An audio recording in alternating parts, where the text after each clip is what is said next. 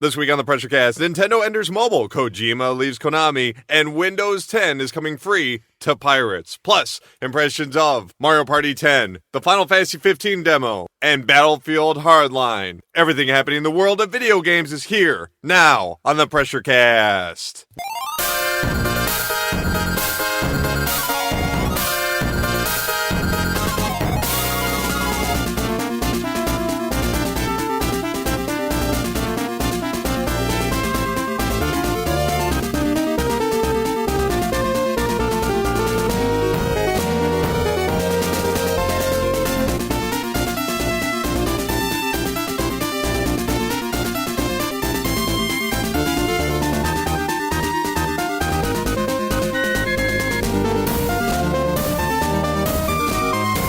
What's up, everybody? Welcome to the 70th episode of the PressureCast, the weekly video game news panic that posts every single Monday on iTunes, Stitcher, YouTube, and TuneIn Radio, as well as the longest-running independent newspaper in America at ExpressMilwaukee.com, and powered by VideoGamesAreDumb.com. My name is Colin Tanner, and I am your host from coast to coast on this crazy show. Oh boy. And across from me, I got two people right here. I got Brandon, Early Access, Taylor. Hello. As well as Steve, The Right Stuff, Cuff. You should go with Steve Greenlight there. Steve go with the early access thing. Come on, Colin, get together. All right, gentlemen, how are you doing today, folks? You doing okay? Doing great. Yeah? I'm tired. Okay, great. It's nice to be back. How much did you guys miss me last week? Like, be honest right now. You weren't here last week? No. Wait, I thought he was taller and skinnier last week. Because, I downloaded the podcast because I wasn't here, and it was just you two just weeping into each other's arms. That hours. was the special episode where we find drugs in Brandon's backpack. Anyway, gentlemen, normally the way we start off the show, I guess it keeps fluctuating. What we're going to do this week is we're going to talk about the big news. We want to talk about Kojima. We want to talk about Nintendo, the new console, the mobile entry. Then we want to talk about the games of the week. And then we're going to wrap it up with the pressure points. Of course, we always start off the show with listener mail. Unfortunately, we don't have any listener mail. Just write in, for the love of God, people. We're dying out here. You can just read all your YouTube comments. Ooh, or call the pressure line. Or call the pressure line. Here's the problem. The YouTube comments have gotten very dark recently. Someone told me they wanted to kill me last night. And I was like, you know what? No, you're banned from the channel. That's why I wanted you to read your YouTube comment. I'm cool with people saying, like, fuck you and all that. But as soon as you start saying, I want to kill you, I'm like, we don't want to go that far. You can say whatever you want, but that's what you get for talking shit about Cabela's Big African Hunts. That is true. Okay, let's talk, gentlemen. Let's get into the earth-shattering stories. We're gonna start it off. Nintendo this week. It's official. They have announced a partnership with DNA. That's D-E-N-A. Get it? Dina? But no, it's DNA. Together, they are going to be creating, according to them, new gaming applications featuring Nintendo IP, which both companies will develop specifically for smart devices. This means Nintendo will be entering the mobile space. And we're not talking about handhelds, gentlemen. We are talking about tablets. We are talking about phones.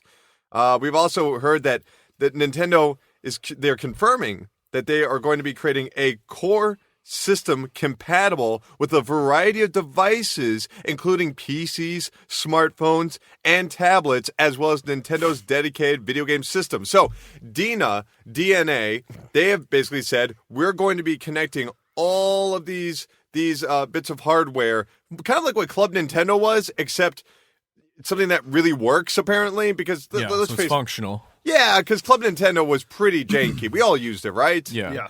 Okay. Well, I mean, all this makes sense because people's biggest complaint about Nintendo and how they handle their online system and kind of their operating system and whatnot is that everything is a fucking mess. So, like, my 3DS games aren't tied to my Wii U games, and my Wii games aren't tied to my Wii U games, and everything is a giant mess. So they need some sort of unified platform. But what this probably isn't before everyone on the internet, especially Reddit, had just like has their big throbbing erection in their hand thinking about playing Super Mario Brothers 3 on their smartphone. Guess what? That's not happening. They've said it time and time again. They have no interest in porting already created games. These are going to be built from the ground up, and make no mistake about it, Nintendo is developing these games. DNA is simply going to create a usable passage for them. I'm not really. They aren't familiar with the architecture as much as DNA. DNA, of course, is famous for publishing certain games to Android devices. They're mostly known for copying and cloning popular games, to be honest. Yeah, and like what you're getting out of this, we don't even know what they're going to look like. I mean, they use the specific phrase application, not video game. So Mario Paint? Do you think? No, that's already a game. What you're going to get is you're going to get that Pokemon true. game, the free-to-play Pokemon game that came out on 3DS like a week ago. That's already a game. Pokemon Shuffle. That won't be there. Well, and also they already have the Pokemon trading card game, because Game Freak is not technically owned by Nintendo, nor is the Pokemon company. But what you're getting, you're going to get things like that. Like it'll be Candy Crush with Mario's head on it, maybe. Okay. Yeah. What is even more likely is you're going to get something kind of like the Steam application for Android right now. So people go, "Oh, wow, you can get Steam on Android." Yeah, you can't play your fucking games, buddy. Well, that's very true. Let's talk a little bit about exactly what this means in the realm of a service. According to Satoru Iwata, unlike the Club Nintendo membership service that Nintendo has been operating, the new membership service will include multiple devices and create a connection between Nintendo and each individual consumer, regardless of the device the consumer uses. That's very important because he's talking about connecting Nintendo and the consumer, saying regardless of devices. This almost, I understand the approach that they're taking is to encourage you to pick up maybe a 3DS or a Wii U, but it might be that they're going to be okay with some people maybe using strictly their mobile games. That's what it sounds like to me right there. It says regardless of the device. Mm-hmm. I mean, is Nintendo going to try and create full-fledged franchises, like maybe new franchises specifically designed for mobile games that maybe can carry over onto the Wii U?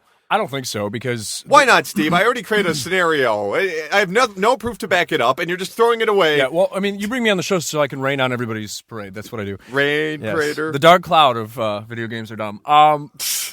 Okay, so the whole reason why Nintendo is because their things are specific to their hardware. Nintendo properties are inherently tied to the hardware. So when everyone's just like, why doesn't Nintendo just put games on Steam? Why don't they just do a Sega and make software? Because that's not where the money is. Yeah, it's true. Okay, so when you buy into Nintendo's ecosystem, essentially, that's where they're generating money. So I mean, all of these fanboy wet dreams that are out there on the internet right now, that's not what's going to happen. No. It's just Nintendo moving in a direction that's a little more forward-thinking, and they're basically trying to set themselves up as kind of the Apple of video games, which that makes perfect sense for them. Well, I wonder if DNA is going to be even involved doing anything else other than this, because Nintendo has already purchased 10% of DNA, making them the second largest shareholder of the company. They said that they're already going to have their very first mobile game due out before the end of the year, according to Iwata. Regarding the individual video game titles, when it will be launched, we will be making the announcement when each of those games are ready, at least. However, we believe there is no means of collaboration if we can't launch at least once or some sort of output within this year.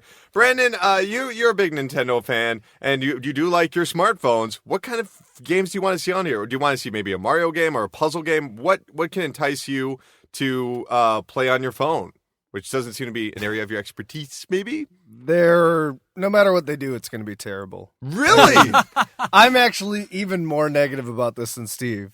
Really? Because by and large, mobile and tablet games, like 98% of them are terrible. It's true.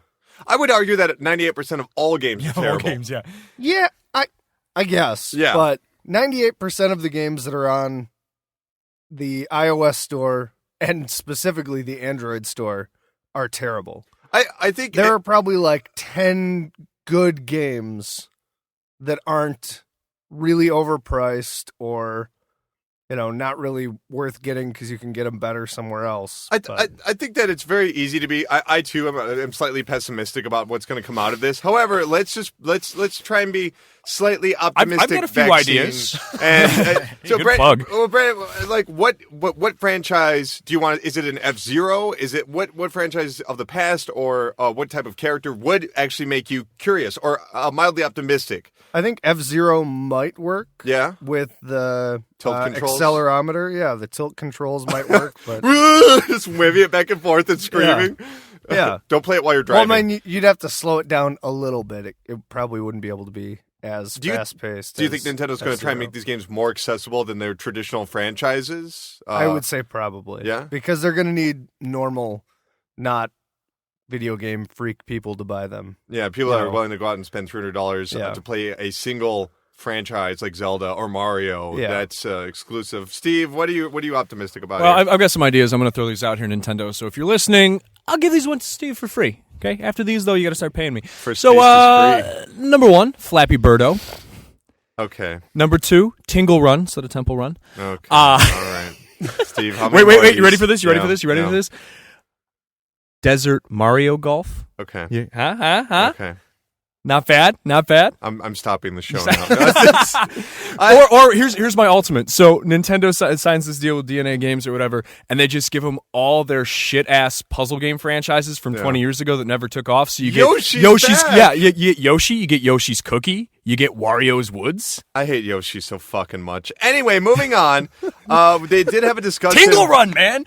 Shintaro Asako, he is the chief executive of DNA West. He was discussing the future collaboration and the potential it has to become some of the best. Here's what he said. I wanted to create something globally successful, not only for kids, but middle-aged people and beyond.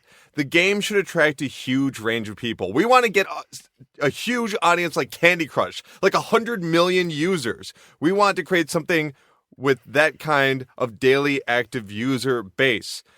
I don't know, guys. I mean, I'm curious to see how much crossover there really is. I mean, everyone recognizes these characters, but 100 million users a day for something that has yet to be proven? It would have to be either like a tapped out clone, a premium world building game, or something like Candy Crush if they want daily users. Right.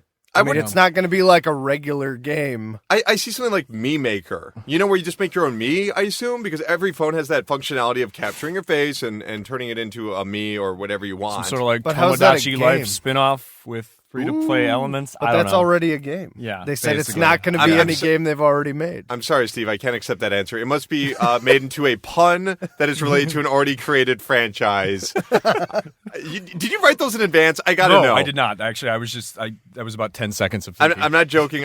Someone else already made the joke Angry Birdo to me yesterday. I'm like, oh my god. Somebody already made it. Okay, well, Angry Birdo's, that's like teed up and hit the home run. No, Birdo's pretty much like a D-class Mario character, so Yeah. I still give you credit, sir. I give you credit. Well, and when I was thinking about like Desert Mario Golf, I was just thinking it's actually just Desert Golf, except there's clouds in the sky with the smiley faces, and that's the only thing that's different. Couldn't they just make Flappy Bird with Kirby?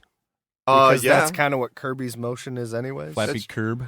Well, here's Just call it Kirby. Yeah. Just fuck it. Stop trying. People already know Just call it Kirby, fuck it. Which, by the way, this week I want to say is the 19th it's the 21st anniversary of the very first Kirby game, and then on NES, so it's really the second game, and then I think it's like the 13th. No, it's like the 16th anniversary of Kirby on 64, something like that, which is crazy. They both came out on the same day, like 6 years apart. The one thing I will say about all this, and it's something that I think it's the most interesting part of this whole like Nintendo mobile scenario. Okay. The thing that makes Nintendo profitable and timeless is literally the exact opposite of what makes mobile games profitable. Right. So when you look at something like, all the Nintendo IPs that are so famous, and like how Nintendo, every single console generation, they bring us Mario back, and there's something new, but it builds on the past. We and gave him a water backpack. Yeah, exactly. Shooting water everywhere. He's fucking on the moon now. What are you gonna do about it? So it's this high quality, polished product that is very nostalgic. Whereas with mobile games, it's always like just squeeze every little drop of money out of it, and it's just this fleeting burst. I read this hilarious webcomic. It was so funny. It was Mario, and he was looking at the blocks, and it said like 99 cents on one, and it said $2. Oh, wait, was it the warp pipes that said 99 cents or $2? I don't know. It was highly original and highly humorous. It's a fun mobile joke. Oh, my goodness. You see, because that's how mobile games are, and this is the image we recognize from Mario. Those don't go together. So, by the way, can we just stop video game webcomics? Can we just stop? Like, just stop? What? Stop. Stop. No, there's no joke here. Just fucking stop. Okay, moving Colin, on. do you have a strong opinion about this? Yeah, they can take it or leave it. Let's talk about DNA for a second. They have been around for 17 years, founded in 1999. Like we said, they have worked with publishing Niblet games, such as Tiny Towers, Pocket Frogs, and Pocket Planes, onto the Android. So they have a history, as well as, making things like Cupcake Maker. And Dreamfish Plus. Oh, Dreamfish. Your bottle's making sorry, a lot of noise. sorry. It's okay. I play with things when they're in my hands. Stop, Steve. I'm going to move over. So, I'm going to move over. So when the phone gets in your hands and you got Mario on there, we know what you'll be doing. You'll be having a good time. Hey, we've got some quotes. Shit out of Koopa Crush. That's what it'll be called. It'll Yes, be called Koopa Crush. Yes. All right. Okay, gentlemen. Okay, no, sorry. What? Okay, Satoru Sorry about these billion-dollar ideas. Satoru If Iwata it comes is out and it's called Koopa Crush, I'm suing somebody. Gentlemen, we have to. Mr. Iwata and me as the vessel is trying to speak. Please understand. He kind of says that. He says, "I understand." Unlike the package model for dedicated game systems, the free-to-start type of business model is more widely adopted for games on smart devices, and the free-to-start model will naturally be an option for us to consider. On the other hand, even in the world of smart device apps, the business model continues to change. Accordingly, for each title, we will discuss DNA and decide the most appropriate payment method. So specifically, to your question, both options will be available, and if the new Nintendo-like invention comes of it, if a new Nintendo-like invention comes of it, then all the better. So it sounds like he's not sure what's the payment process of these games. Is it going to be just free to play? Is it going to be $8.99? They've already said that they're not going to be re-releasing games on iOS. They've already said, literally, we will not do anything that may hurt Nintendo IP. That is literally a statement in there. We aim to explore ways where we will not devalue Nintendo IP, and rather we can further improve the value. Yeah. Very important. Because the moment that you take Mario and you make him, or Mario Kart or anything else, and you take it from being this thing that's like you get one game per console generation, 1 or 2 games, and they're very special and they're very polished and they're these perfect little products. Because I mean, whether or not you like Nintendo IPs, every single time they put out a game, it's just like, wow, this is like really well thought out. It's really well put together. You don't have the the standard Super Mario Sunshine. Okay, I still Yoshi. haven't beat that game. Yoshi's New Island. Didn't buy that one. Just saying. Most Nintendo things are very polished. Also, I would say that you're in the minority opinion. Yeah. On that. Representation, damn it. But so you can't do that, because if you take Mario and you turn it into like a Dungeon Keeper mobile or a Simpsons Tapped Out, it's horrible. Well, we will definitely find out more about this news, but we know that Wall Street definitely had a positive reaction. Literally, within that day, their stock value went up more than 30%. Now, this is fantastic news for them, and I think we need to close up this area. What are your thoughts overall about this mobile development? Can Nintendo enter into this environment? What happens if they fail? No one talks about what happens if they actually, not if it's not good, but what if people just plain up do not buy it? What does that do to Nintendo? If the games come out at a price point like they should, because that's good games, they're either free entirely or you pay for them. If people don't buy it, they'll find a way to make it freemium, and then they'll make a crap load of money. Let's say they don't. And then, let's say people just straight up. There is some. If it goes freemium, they'll make a shit ton of money. Apparently, that's the way it is. 86% of all apps are never downloaded once. Yeah, but 86% of apps aren't Nintendo related. Booyah. That's true. But I'm saying let's get a nuclear scenario going here. Let's say that let's say that children don't even recognize Mario. Let's say adults don't play that many games. Let's Because be we're real. on the What planet planet do Neptune. you live on? Kids aren't. Oh, you'd be surprised. I've actually met children over the past couple of years that don't know who Mario is. Don't know. Don't understand it. We'll be like, oh, Minecraft. Oh, Angry Birds. Not knocking those games. That's what they're into. Oh, Flappy Bird. They go Mario, and they're like, oh. I don't think it matters because even if you don't have children, you have like their parents and older people, and even if kids are more obsessed with Minecraft now than they were with Pokemon or Mario or whatever, it's an area that Nintendo is comfortable working in. I think like roping in children, so that won't be a problem. And you have the built-in nostalgia. So, Well, let's. Yeah, stupid people like us are going to buy it. seriously. Oh, yeah, me too. Yeah, if Nintendo comes out with Mario takes a shit and you just tap on the screen and he takes a dump, like everyone will download it. It's so funny that if this was Microsoft announcing this, if this was Sony announcing this, we would not give a shit. No, because it's all about with mobile games. If you have that character appeal, like you see Mario and you're like, oh, I want the thing. Whereas with Sony and Microsoft, there's no nostalgic characters. That's why no one plays Sony PlayStation All-Star Douching Up or whatever it's called. All I want is them to, in some way, maybe embrace the early DS mentality and give me like WarioWare touched again, please. See, that would be cool. That'd be very cool. But real quick, I do want to just throw out that one quote from Iwata. Actually, this is one of the reasons we believe we should not port games for dedicated systems to smart devices, just as they are. There's commas here. You need a comma in some of these sentences. Who wrote this? Ben Praffett. Idiot. Uh-oh. Yeah, you put Shots some fucking commas in there next time, buddy. Did you even copy edit, bro? I'm seriously. Anyway, actually, this is one of the reasons we believe that we should not port games for dedicated game systems to smart devices just as they are, because doing so will not fully satisfy the needs of the smart device consumers. In other words, even when multiple systems can run games, I believe the entertainment experience that the consumers demand vary from system to system. And here's why I'm slightly optimistic about this.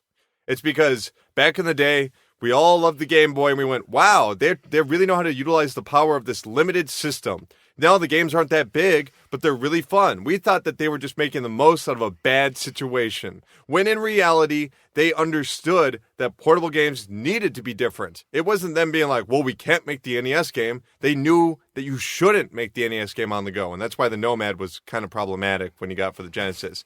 So I'm optimistic that they understand how these short-form mobile games work. I'm optimistic. On the other hand, though, kids don't know who Mario is. I think that's bullshit. That's total bullshit. But That's bullshit. Couldn't you just do like a Candy Crush game and have like the fish for Mario, and then the bird, and then have it be like, now starring Flappy Bird because it was our design in the first place. We could do that. Why don't we just make that game? Okay, we'll be rich. Yeah, we'll call it Nintendo's first mobile game. Give us money now! Exclamation point, $! Exclamation point. Let's move on to the other big story. So Nintendo rolled out the plan saying, hey, we're going to be going over to mobile. And a lot of people for a second went, like, oh no, oh God. And they hugged their Wii U's and said, To your Reddit battle stations. I'm not letting you go anywhere, baby. You stay with me. Well, they also announced, or at least referenced, something called the NX. Here's what Iwata said. As proof that Nintendo maintains strong enthusiasm for the dedicated game systems business, let me confirm that Nintendo is currently developing a dedicated game platform with a brand new concept under the codename NX. It is too early to elaborate on the details of this project, but we hope to share more information with you next year. That's it. That's all we've got. And we're not getting anything until 2016. That is all the information we have. We don't know if this is a new handheld, which I assume it would not be. That's just a guess. We don't know if it's a new console, which I think maybe is fair to assume that it possibly is. We don't know if it's the third pillar, much like the DS was. Remember that when they said the DS is the third player? It's not competing with the GameCube. Ooh, and it's not competing with the Game Boy Advance. It and seems then the like Game Boy got canceled. We haven't heard the Game Boy in 10 years. Okay, so What's a Game Boy? I don't know. It's got the Wait, is that one of the DSs? Yeah, it's the game where it's got the Irish guy in red running around. I don't know. all right, so Flappy Bird wannabe. when we were talking about the new 3DS a few Yeah. weeks ago, when I was trying to like figure out mentally what it was, Yeah. before it came out, That was like 2 months eventually, ago. okay, so yeah, it's been a while. Get your bias in order. Your temporal Jesus. bias. Check your privilege. Now we're just merging references. Yeah, I know. What are we doing? I'm a social justice asshole.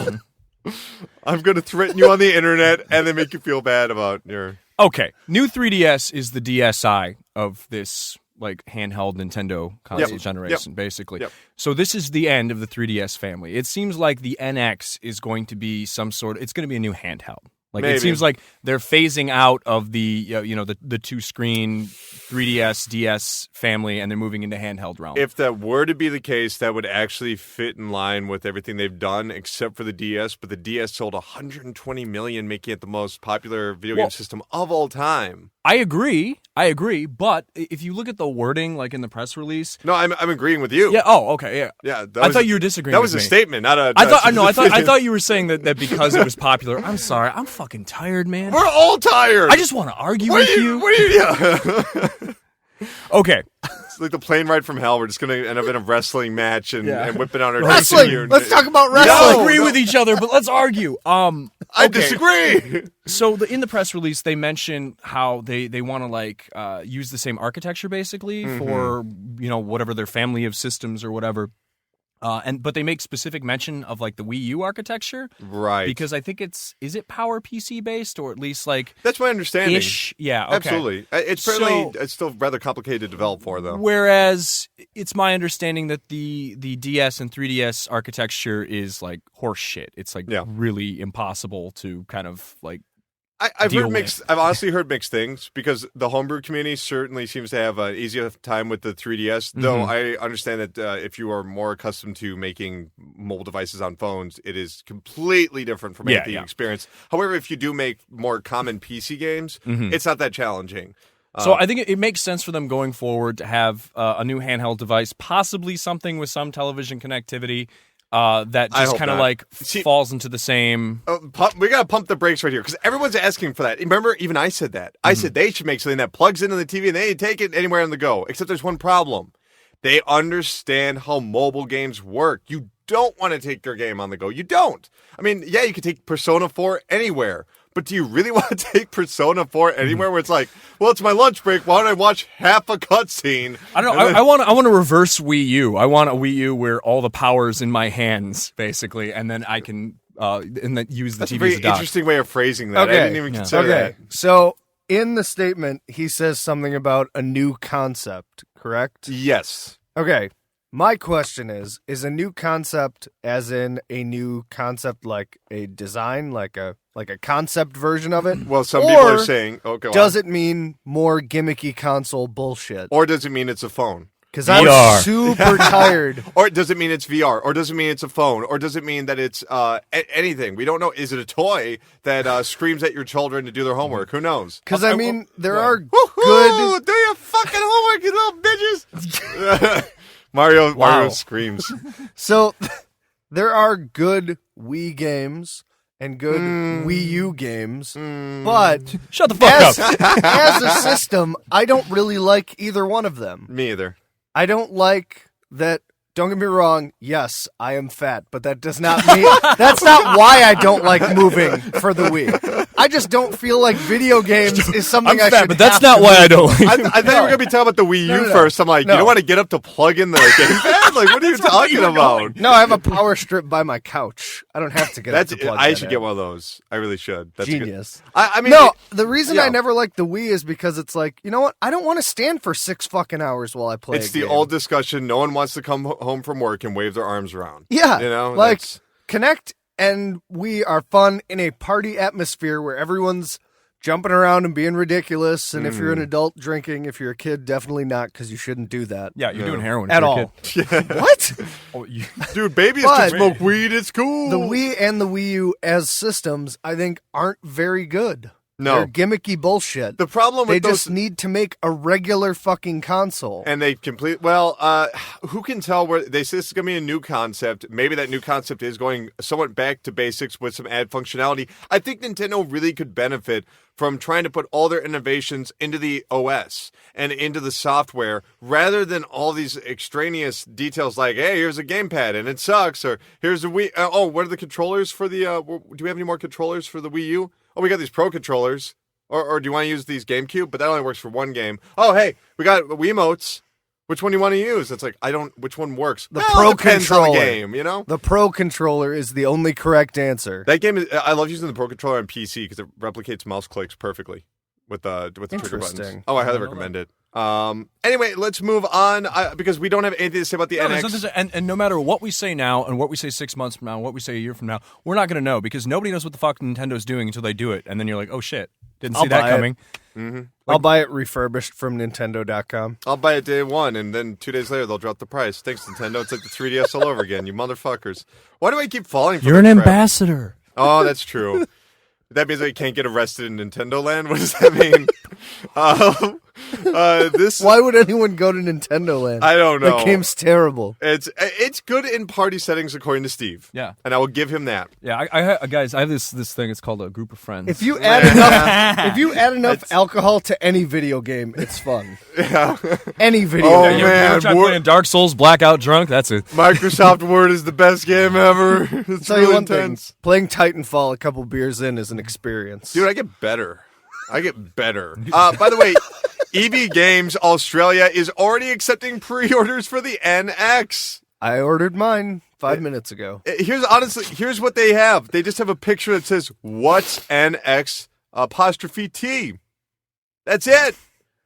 Do they have a price listed, or is it just like $5 to? Or Yeah, I guess it's like a put $10 down. It's Australia, so it's probably like put $500 down. Yeah. All Put right. down your 6,000 didgeridoos, and that's their currency. I just I started. don't think that's correct, Steve. No, it's correct. That's We correct. have listeners in Australia, probably. I mean, come on. I don't. Honestly, I'm sure the war has just torn up their internet providers so bad that they don't know how to.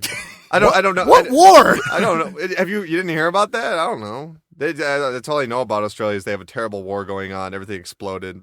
Barely surviving. Koalas covered in blood. Anyway, let's move on to the second biggest story of the week. I think this would be number one if this was any other week. Hideo Kojima, the 51-year-old creator of the Metal Gear series, as well as a number of beloved series, including that vampire game on Game Boy Advance. We had to go outside. I don't know if you remember that. Yeah, it had like a thing on the back that would read how much sunlight the game was getting. remember that, What's it yeah. called? What's it called? Solar something or sun something? No, it's an actual like Japanese word. It's like Bodo Koyati Misakaya to... Dragon Ball. Yeah, Dragon Ball. But I Here's- remember that game. So there's an unnamed source that spoke to GameSpot and said, after we finish MGS5, Mr. Kojima and upper management will leave Konami. And upper management? And upper management, because a lot of the members of the Kojima team are upper management. They said their contract ends in December. At a team meeting, Mr. Kojima explained that the team will have to be one and make a good game for fans.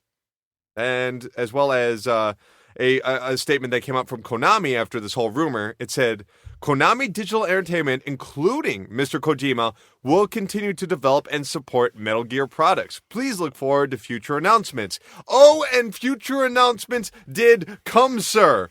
Here's what happened, though. Free-to-play DLC Silent Hill. Well, here's what Kojima did. Get your Metal Gear Season Pass! Kojima did say, I want to reassure fans that I am 100% involved and will continue working on Metal Gear Solid 5, The Phantom Pain. I'm determined to make it the greatest game I've directed to date. Don't miss it. Konami then said, we greatly anticipate and deeply appreciate your ongoing support for Metal Gear. But then it got a little weird. Starting on Friday, when a number of users noted that websites for The Phantom Pain, Ground Zeroes, and older Metal Gear series, Metal Gear entries, were erasing Kojima's name from the websites. And then it got weirder when Konami announced... Dick move, Konami. It's like a bad breakup. Oh, you have no idea. Here's what Konami said. In addition, Konami Digital Entertainment will continue to develop and distribute top-quality content in the Metal Gear series following MGS5, The Phantom Pain. As the next step in the series, Konami has already resolved to develop a new Metal Gear title. We'll be conducting auditions for main staff to lead the development. Auditions? Like American Idol? Well, this is... Oh my god, I'm so going. Yeah, that's how it works in Japan, though. You gotta go in, spin some plates, and do a little... I've heard of Metal Gear. Can I have a job now, please? I'm going to walk in and sing Tony Give me a thumbs Braxton's up. Unbreak My Heart. That guy says he hasn't played any of these. Thank God. Give her the stupid story. Yes! I'm the perfect person for this. Yeah, so this is insanely important for a number of reasons. Okay, I'm just going to put it all out on the table right now. I love Metal Gear Solid, and I love Kojima. Kojima is one of my top 5 game creators of all time. He is an auteur in every sense of the word, whereas everyone else has kind of adapted themselves to what the flavor of the industry is at the moment. He's just like, I don't care. I'm making weird shit. I'm going to see the future. I'm going to see the past. I'm going to be everything at once. Hey, it's the year 2004. What do you guys want to do? I don't know. I'm making an allegory for the Vietnam War. Yeah, all right, let's do that. Like, what? Who does that? Obviously, he made Police Knots, which you're very passionate about, and Snatcher, which you're very passionate about. Great game. Great if game. If you haven't played it, go play it. Well, and, obviously delete the ROM after 24 hours. No, go buy it. Isn't it how much is it though? I don't care. Like a couple $100 it's that good. Yeah, I believe it's that good. I have beaten that game. Holy shit! 20 or 30 times now, probably. Do you know that game is on PlayStation and PSN over in Japan, and we got nothing? Yeah, nothing. I mean, me and my friends from when it came out all the way through college, would be like, "Hey, do you guys have off work? Yeah, we should all go over and play Snatcher." And we would start in the morning and play all the way through in one sitting while eating and drinking beer and shit. But it's a story game. Yes. Well, and we would all sit around and trade, take turns actually playing it. And for me, Metal Gear Solid 3 is one of the greatest games of all time. It is so smart on every level. And I love how he just frustrates his own users and constantly says, "Oh, you really like Solid Snake? You really like Solid Snake and you think Solid Snake is a badass? Well, part 2, he's not going to be in it, and you're going to have to play as this girl with long hair, even though it's a guy. He's whiny and complains a lot. And then part 3, it's like, oh, you want to see what happens after that? Well, we're going to go 40 years in the past. Oh, Solid Snake is finally back, but guess what? He's now 60. Well, he's not really. He's a clone, so he's deteriorating fast. He never gives the fans what they want because he says, no, that's not what... You didn't know what you were going to expect out of Metal Gear Solid. That's what makes these games interesting. He refuses to give the fans what they want, and I adore him for it. He's an auteur. He is a genius. He is one of the most influential creators of video games of all time. He came from the bottom and struggled his way up to the top. Just like Drake. He basically I heard that song in my head when he said that. He basically created game design as an official job title for third-party developers where you didn't have to know how to code and you could just come up with ideas that were genius. And he was told by everyone Konami that his idea for a stealth game was stupid and not to make it, and he made it on the MSX. It became a huge hit. He changed everything. Can't say enough good things. And now Konami is coming in and saying enough, maybe not saying anything, but they've clearly done something, or he's decided to go a different route, and they're trying to erase him from their franchises, which is maddening to me because those games are blood, sweat, and tears of Kojima all over the place. He was the guy that sits there and approves. I imagine he just has a big rubber stamp and just says, yes, yes, yes, and he throws away all the rest of the stuff. He's a genius. How can they do this? I'm a little riled up. It's kind of silly because, you're right. Kojima doesn't need Konami. Konami needs Kojima. Yeah. What are they going to do now? I don't know. Well, they can't do anything else, that's for sure. Silent Hill hasn't been good in a very long time. Well, you know who's going to be working on the next one? Kojima. He was lined up to work on that. Yeah, he was. What about, maybe they'll do Lords of Shadow 3. Oh, wait, you know who helped produce that? Kojima. Yeah, and God, those Castlevania games are terrible. The first one's okay, but and I'm talking about the 3D ones. We're not being man, that Symphony of the Night sucks balls. No. Yeah, obviously I'm talking about the new. You can't even scope. No, I'm talking about God of Castlevania War. Oh man, Yeah, those games are doo-doo. Silent Hill's been in kind of a tailspin, although the last one where Homecoming. it was... not Homecoming. Downpour. Downpour, yeah, there were some okay parts of that, a few things that I liked about it. I like the open-worldness of it, sort of. Yeah. A few good things, but overall, it's just like, guys, you fucking suck. You're not doing anything. No, seriously, what the fuck is wrong with Japan? You're being like, you made up Mega Man, huh? Well, we're not going to let you. Oh, you create Castlevania's Metroidvania style. Well, you can't do anything. They're pushing out these genius creators, and with the element of Kickstarter now existing, you can't do that. Because if Kojima goes on Kickstarter, he's got all the money he needs. He's good. He'll be covered. Yeah, he doesn't, and that's the thing. It's just like people are starting to realize that they don't need these big companies. Like Mega Man dude didn't need Capcom. He wanted to make a new Mega Man game, so he's just making Mighty Number 9, which is totally not Mega Man. I don't think they understand that they like these large corporations can benefit game creators. They can create an environment that is conducive to their creativity, but it seems like they're going out of their way to not compete with free to play, or not free to play, but Kickstarter, and trying to compel these users to stay and give them those passion projects. And honestly, what is Konami going to do after Metal Gear Solid 5? Another DDR? I can't wait, but I don't know. Yeah. Here's the plan. So all of these. Okay. No, we go in at midnight and we kidnap Kojima. I'm trying to word this the correct way because this is actually would be super cool. Okay. So these game creators that are getting ousted from the companies that basically only exist. If you were because creating they an were Image there. Comics scenario, I was swear just to God, gonna say like Image Comics. This is the they second just time get together. And we were just talking about Image Comics like an hour ago. How does this They happen? just Savage create Dragon. good games together and say "fuck you, shitty companies." Enjoy not existing anymore. I mean, this is honestly a Japanese problem. This is a Japanese problem. EA, doing fine. Ubisoft, doing fine. You can say the quality all you want. Activision Blizzard, doing fine. Capcom, not doing well. Konami, not doing well. Square Enix, not doing well. Well, Japanese business culture has some issues. Well, the difference is... I thought they exchanged business cards. I thought it was a happy place. The difference isn't even just that they're doing fine and their games are selling well. Look at the amount of games that Activision Blizzard puts out. Look at the adjective. Play. Yeah. Like, look at the... I'm sorry. Look at the amount of games that EA puts out and Ubisoft. They may not be good, but they put out a shit ton of games. Yeah. Capcom puts out how many major releases in a year compared to EA or But hardly any. Ubisoft. We got DMC. Or a Konami. re-release. Like, the problem is that these are companies that back in the 90s on the NES were putting out, like, all these games. Yeah. Like, all the Turtles games and all that were Konami, right? They were. But I want to kind of get back to this point. The idea that, like, Kenji Inafune could leave Capcom. And we would know who that is, but I don't know if most people would recognize him.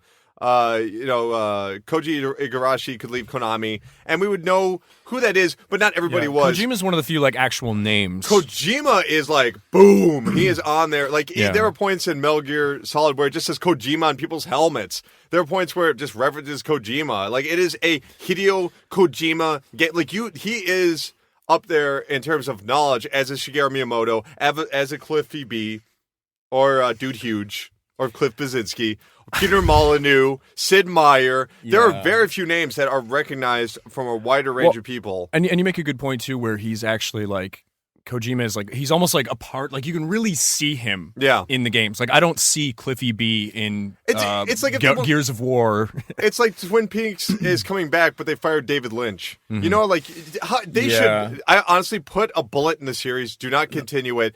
This is one of those things you just don't want to do. This is the story of a man who was very young and created a new concept of games. And as he got older, he developed more interests, and he weaved those interests into his games. That's it. The games are the story of Kojima and him maturing as a person, you know?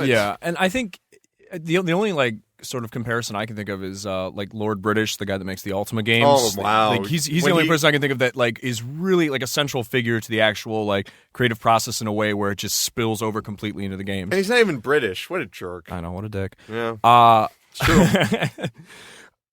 Honestly, my thing with Kojima is I have immense respect for him because I think that he is a shit storyteller, but he tells these shitty stories. Brandon, can you cut his mic? This is Fox News now. He Cut off his mic. just everything he does is so ridiculous and so out of left field. And even just playing, not the Phantom Pain, but the whatever, the Ground Zeroes or whatever, and just at the end where it's just like, oh, surprise, vagina bomb. It's like, yeah, of course vagina bomb because Kojima. I would defend that. I will defend the vagina bomb. Vagina bomb because Kojima. Yeah, but the vagina bomb was amazing. See, my take on vagina bomb was asinine. I loved it. Unexpected. I have literally no idea what That's you're talking okay about. because it Ground Zeroes doesn't is on matter. PC, isn't it?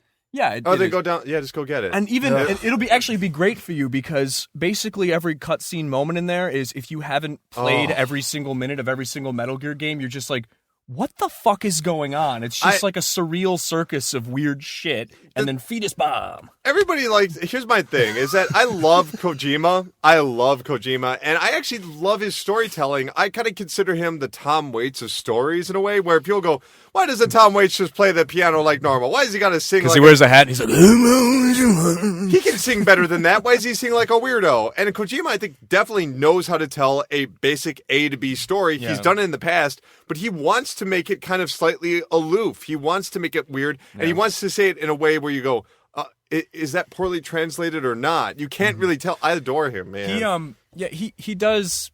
When Kojima fails for me, like when I don't like his stories or I roll my eyes at some plot beat or something. Kojima fail. Yeah, when he does things like that, it's the kind of like failure that I enjoy seeing. Like it's really great. It's like when Suda51 makes a game that I don't like, or who's that other guy with a funny name and a number? Swery something. Oh, Swery, of course. Yeah. When guys like Buy that, V4, everybody. yeah. When guys like that fuck up, it's PC. like, you know what? If you're gonna make a game that I'm not like completely into, this is the kind of game that I don't want to be completely into. And a couple weeks ago, I had to review it, so I went and saw Chappie, and it's shit, but it's shit in the best way. Like, don't give me a Michael Bay Transformer movies. Like, that's the worst kind of I like saw your mass 60-second shit. review, which Like, is on YouTube right now. If you're gonna fuck up, just fuck up royally. Yeah, youtube.com/Optimism Vaccine. You had to use multi-syllable words. That is where you went wrong with that. You should have just said movies. Yeah. Whatever. That's why my thing is video games are dumb, because it's very simple, small words, which is all I know. I agree, though. I agree with you. That's why I also like Peter Molyneux and Suda51, all those people, just because I know it's them, and I know that they probably had more of a hand in that game than anyone has the right to. Totally. Like Peter Molyneux's an ass goblin, but like he's really fascinating. Will you please stop, Steve? Have you no shame? Will you stop? Will you stop, sir? All right. Brandon, final thoughts on Kojima. What do you guys say about this guy? I What do you know want to it was see him do? never going to happen, but now I know I'm never going to see another Snatcher game. How do you know? He can make another. He could literally pull out Howard the Duck and just. I don't know if you wait. I might be referencing something you guys. Okay, Howard the Duck is with Marvel, but the creator of Marvel, Howard the Duck, did a crossover series with, I think it was Image Comics or something like that. And the resulting ending, they killed off Howard in the Marvel universe, and then a fake Howard turned out to be the real Howard in another crossover. So basically, he got his character back by just changing his name for making a crossover with Marvel Comics. So he could definitely just be like, it's Snatcher, but we're never gonna get into exact details about the past. We're just gonna make vague references. You know what I mean? Mm-hmm. I'm sorry. Please look up the Howard the Duck reference. It's very complicated. It literally involved 4 different comic companies and 3 different issues. The Mega Man thing's a great example of that. Mighty Number 9 is a fucking Mega Man game. Like, let's not kid ourselves. More like Mighty Number Crime against copyright. Yeah, Jesus. but the point is it's a Mega Man game and everything except for the name itself. So Kojima's going to be fine. We're going to get plenty of weird ass shit from him. Kojima's more than fine. That guy looks better today than he did 10 years ago. Konami He looks healthier. is not good. No, they're doomed. Yeah, that's Konami seems Coming like soon. Konami, Capcom, Namco, Bandai. Man, if Konami was a DDR game, you'd just be jumping There's both just gonna feet on the down arrow. They're just going to have to start one company called like Third Party Japanese Video Game Company. Or just please be excited for E3. That's what they can call it. That'd be perfect. No, it would just be Video Game Company of Japan. That would be the name of it. Yeah. And it would be owned by the country of Japan. Vigoja. Yeah. Welcome to Vigoja. We are very sorry for past decade. It's please understand. You got to do the Iwata. Yeah. And their motto would be "Play our games, Gaijin." That's so weird. So player game side story? It's true. That's actually what Gaijin means. Oh, you said Gaijin. Gaijin. Oh, okay. I thought okay. Never mind. All right. That's going to do it for the big stories of the week. We're going to go on to the pressure points in just a bit. You got to talk about Cabela's Dangerous Hunts? We got to talk about the games of the week. Oh my God, guys, let me tell you, it has been one hell of a weird week, and one of the main reasons is I spent $59.99 to play a free demo. Where have we come to in this day and age, man? I played Final Fantasy. Explain this to me. Final Fantasy 15, episode douche, or whatever they're calling it, Deus, or I don't know what it's called. They went out of their way to make it complicated. They want to make it sound like, ooh, we know Latin. A complicated square name? Yeah, it's hard to believe. But all those Kingdom Hearts games are so easy to keep in order. I know. It's they really need to step it up. I mean, even children can write that stuff. If I ever have the opportunity to teach creative writing, I think I'm going to have my students just read every Wikipedia synopsis for a Final Fantasy game and just be like, don't ever do this. Any of it. None of it. This was a bad So then the Lycee and the Farsi and then lightning and then there's a chocobo and the guy's afro. Blitzball! There's a few references to... I'm the best blitzball player ever. What? I don't even remember what... honestly, I don't even remember what this was supposed to be. I know it was Final Fantasy Versus 13. Way back when they announced Final Fantasy 13. It was part of the... Celestial, whatever they called it, that was like going to be Final Fantasy Type 0. That was going to be Final Fantasy Versus 13, and like a mobile game. I can't remember whatever became of that. But either way, we finally have it here after like 8 years. Seriously, this is Final Fantasy 15, and it's really different. It's got teens in a car. There's no car in the demo. What? They say, well, now our car's in the shop. Thanks a lot, jerk. It's like, okay. Thanks a lot. How are you going to get to the blitzball tournament? So you play as not Zack from Final Fantasy VII on a team of, not Cloud from Final Fantasy VII. And, what was the name of that guy from Final Fantasy X that wore the long coat? I don't know. He wore the red coat, and he had, like, the one Waka? sword. Not Waka. He had one arm tied behind his back. I know this. Yeah, I mean... Auron. Yeah, it's basically Auron. It's an interesting cast because the long story short is that they're on a hunt to capture or kill this creature to earn money to get the car fixed. That's the demo. But what's really fascinating about this game is that Nothing. It's basically imagine an action game with very slow and simplified controls. So Dragon Age?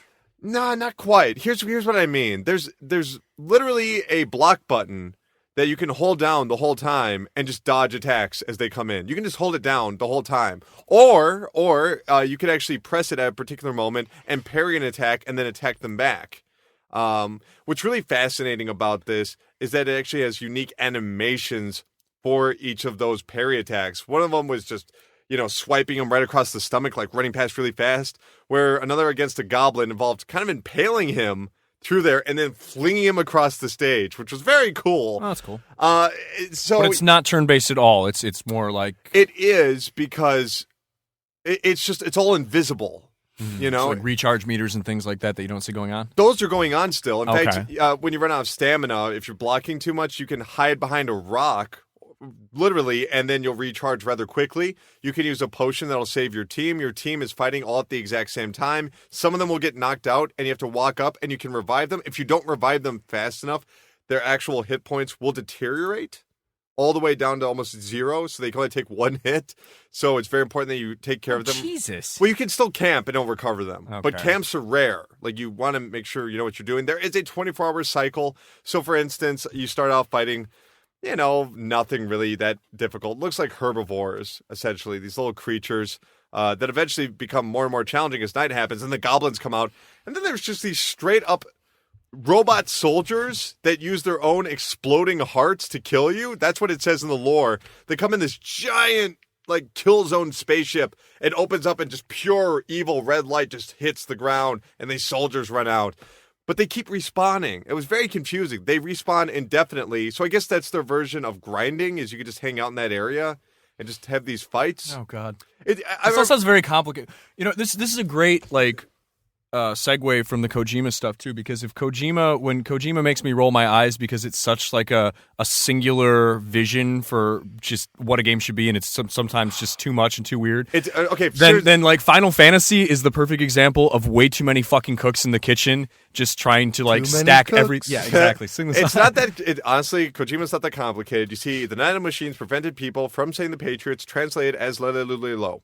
Very simple. That's actually part of Metal Gear lore. I'm not even... Nano machines mean you can't say certain words. Back to Final Fantasy 15. The basic crux of the story, as it were, is that you're hunting this individual creature who's huge. You actually have to plan out how you're going to attack him. One of the main things you use is your warp ability, which means you throw your sword into a wall or onto a creature, and you instantly teleport there, closing the distance between you and the enemy.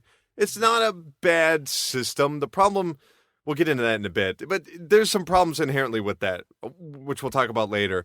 The creature looks really cool. The world is gorgeous. They even have fog that adds a lot of atmosphere, and the natural environments are very cool looking.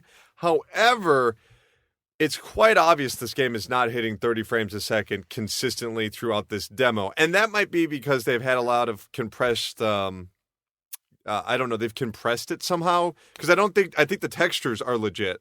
You know what I mean? I think they're using all the texture models that they want to. Traditionally, when you release a demo, something like Titanfall, they give you like 50% textures because you're going to be downloading just a demo and they can't fit the whole engine on that demo or else it'd be huge. Sure, yeah. And this demo is only 3.4 gigabytes, meaning that it's probably just encompassing that moment of gameplay and not much else. Summons are also in the game, which is quite cool. They are singular attacks. This is just incredible. There's this old man. You're on the ground, you're fighting, and then this old man's hand just reaches up and grabs you and picks you up into the sky. It's like you're going above a skyscraper, and he's just holding this giant staff that's electrocuted, and he throws it in the ground, just blows up everyone, and then he vanishes. The summons are insane. You have to see these to believe them. But it's just a demo. The technical problems are obvious. It's not hitting 30 frames a second. And then there's the problem with the combat. Everyone got mad at me going, oh, it's very easy to pull off these moves. Not quite. The lock-on targeting system freaks the fuck out all the time. There was one instance where I'm running away from this giant beast that you have to hunt, and I locked onto this pillar. And I threw my sword to warp there, and he did so. He threw the sword right into the beast's face that teleported right into his goddamn mouth and got eaten alive. This is my favorite part of this entire thing. Why? Why? Colin gets eaten. This lock-on feature doesn't work. Like, everything else about the game, besides the technical problems, is functioning. But this lock-on, it just doesn't know where it's looking half the time. Also, it's kind of problematic being stuck in an environment where they keep dropping more and more enemies to kill you because it makes it virtually impossible to escape. You know? Oh, they're just constantly dropping enemies on you? Constantly. Oh, that's really annoying. So, and someone left a comment saying, like, hey, why are you even trying to beat this area? You should wait until you're level 25. It's like, fucking hell. People are really... You have to be level 25 in a demo. No, people are really engaged in this demo. In this fact, is literally why I don't like these games. It's pretty good. I would wait for the full-fledged release. I think there's a lot of potential. There are a lot of things that are pretty good that I'm just going to not be a part of. Well, here's the best part. Though. Final Fantasy 15 demo. We don't know when the game's coming out. Is it going to be another year? Final Fantasy is a pretty vocal fan base, and they're going to let Square Enix know, hey, all your money is riding on this, right? Well, here's what we don't like. And these are very simple things they can fix, which is very Square Enix going to listen? Wait, I mean, they did make 3 Final Fantasy 13 games that were all uniquely horrible, so... Final Fantasy Final Fantasy 13-2 is quite good. Colin and no one else ever. Oh, it is quite good. Final Fantasy has a vocal fan base? Yeah. Huh. Didn't know that. You'll find them at Denny's showing off their stupid costumes or wherever. I just remember people flipping out in the lunchroom over Final Fantasy VII. It's got to be real bad now. That game is so people good. are probably really into Well, Lightning in the first Hallway disc, Simulator. you know. Hold on, Steve. You're peeking, Steve. After that first disc, everybody freaks out. That's true. Yeah, that's true. I know I'm pissing all over Final Fantasy. That's fine. Please continue. But, yes, I will. Let me take my penis out. Let's begin the circle jerk. I want this to be good. I want it to be good. I'm so glad it's not Final Fantasy 13 dash fucking 10,000. Well, just please be excited for Final Fantasy 15. I want it to be good. It's hard for me because when did Final Fantasy 9 come out? That was 9. No, that was 2000. It was October 2000 because it came out right next to the PlayStation 2. So that basically if it was in 2000, yeah, and I'm 29 years old.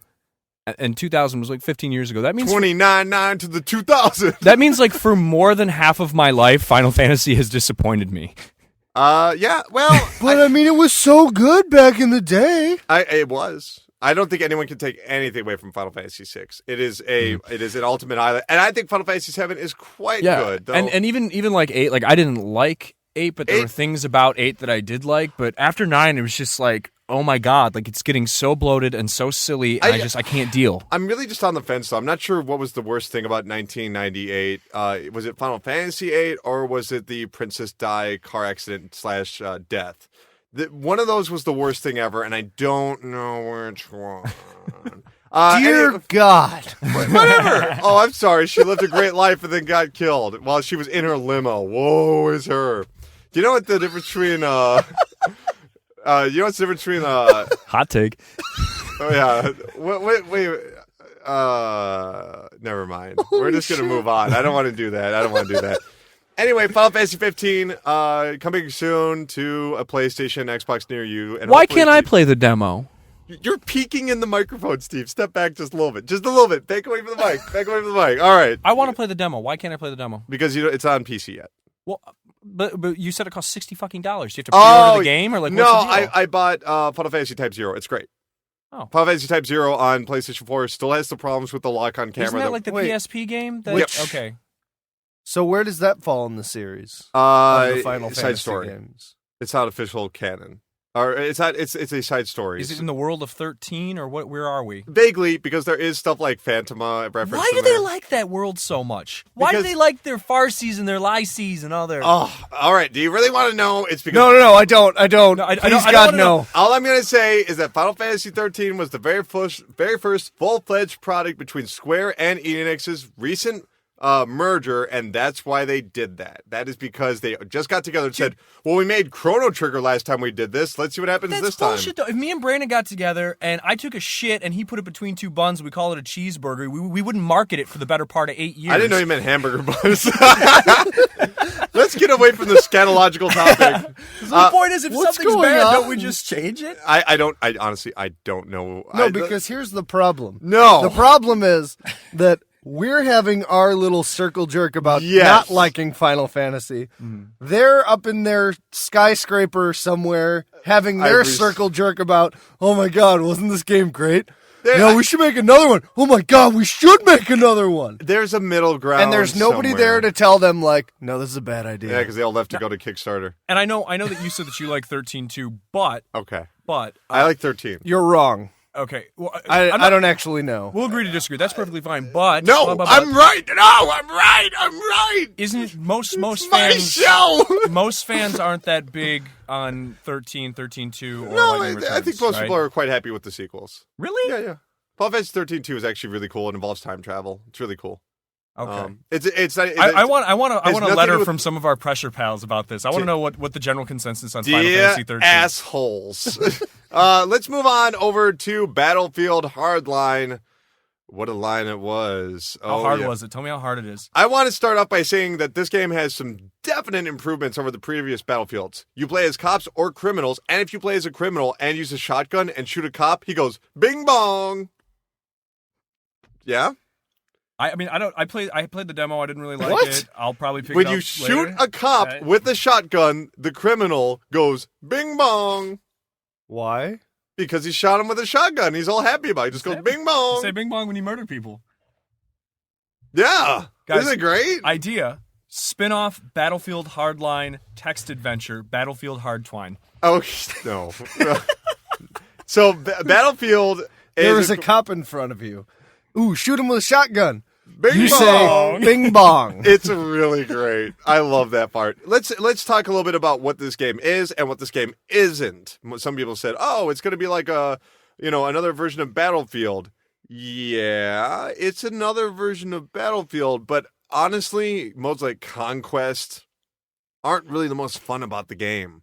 Some people said, oh, it's going to have problems online.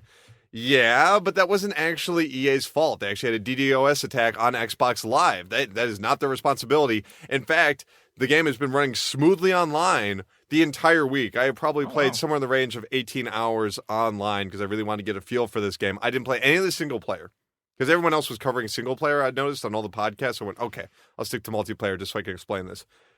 The online component of Hardline is quite good. It really is, and it runs perfectly. You play as a cop, you play as a criminal. Almost every class types, from mechanics to operators to enforcers, shotguns, mid-range machine guns, Uzis. You always start off with the exact same gun that can be leveled up when you spend money and when you get kills, and it exchanges onto either side. However, after you upgrade to the next level weapon, the cops have some weapons, and the criminals have different weapons. So maybe a longer range shotgun that has bullshot. That's only for the criminals. Bullshot. I don't know. Bullshot. That's a type of drink that was invented in 1920 New York. It is beef broth and vodka. My bad. I learned that from a Japanese anime. You should watch Bartender, guys. I'm really happy you just pulled that out of your ass. That was amazing. That's I got confused. Anyway, so I'm not even sure if I'm awake anymore. Yeah, I know. I had a dream last night that I kept going, nah, this is a dream. I'm not even kidding. I was like, no, you can't trick me. This is a dream. This feels like it should be a dream, but I don't think it is. Well, Battlefield Hardline is kind of like a dream because it runs so smooth.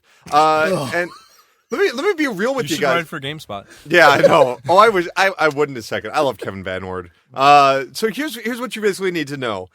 The best mode of Hardline, if you want to play with a group of friends, is Hotwire mode. This is where you have Conquest mode, except there are different vehicles. You take the vehicle, you drive fast, you capture the vehicle, and the longer you drive, the more money that you make, the more tickets you remove from the opposing side, the more that you secure winning. It's not about killing people.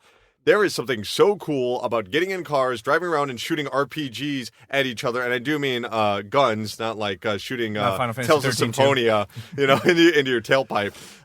Dragoon, right through the windshield. Hey, that was developed in America, sir. So that is not JRPG. Although I guess I wasn't talking about JRPGs. Or we could say that the argument means that the aesthetic look and the design choices make it a JRPG. Oh my God! You mean country of origin? I know, sir. We have discussed Child of Light far too often. No, but so that is really, really fun. You just basically, you get a bunch of different vehicles. It's so exciting showing up to certain environments and being like, oh, I'm going to take this vehicle and I'm going to get a bunch of tickets. Oh God, it's a tanker. And then, having to drive it and avoid people blowing you up. On the opposite side, it's so cool having like mechanics get into your car and be repairing your car while it's being shot with all these bullets and trying to dodge headshots all the while. It's very cool to be, sitting on top of a giant platform with your sniper rifle, picking off drivers, then taking over the vehicles. Oh, it's good.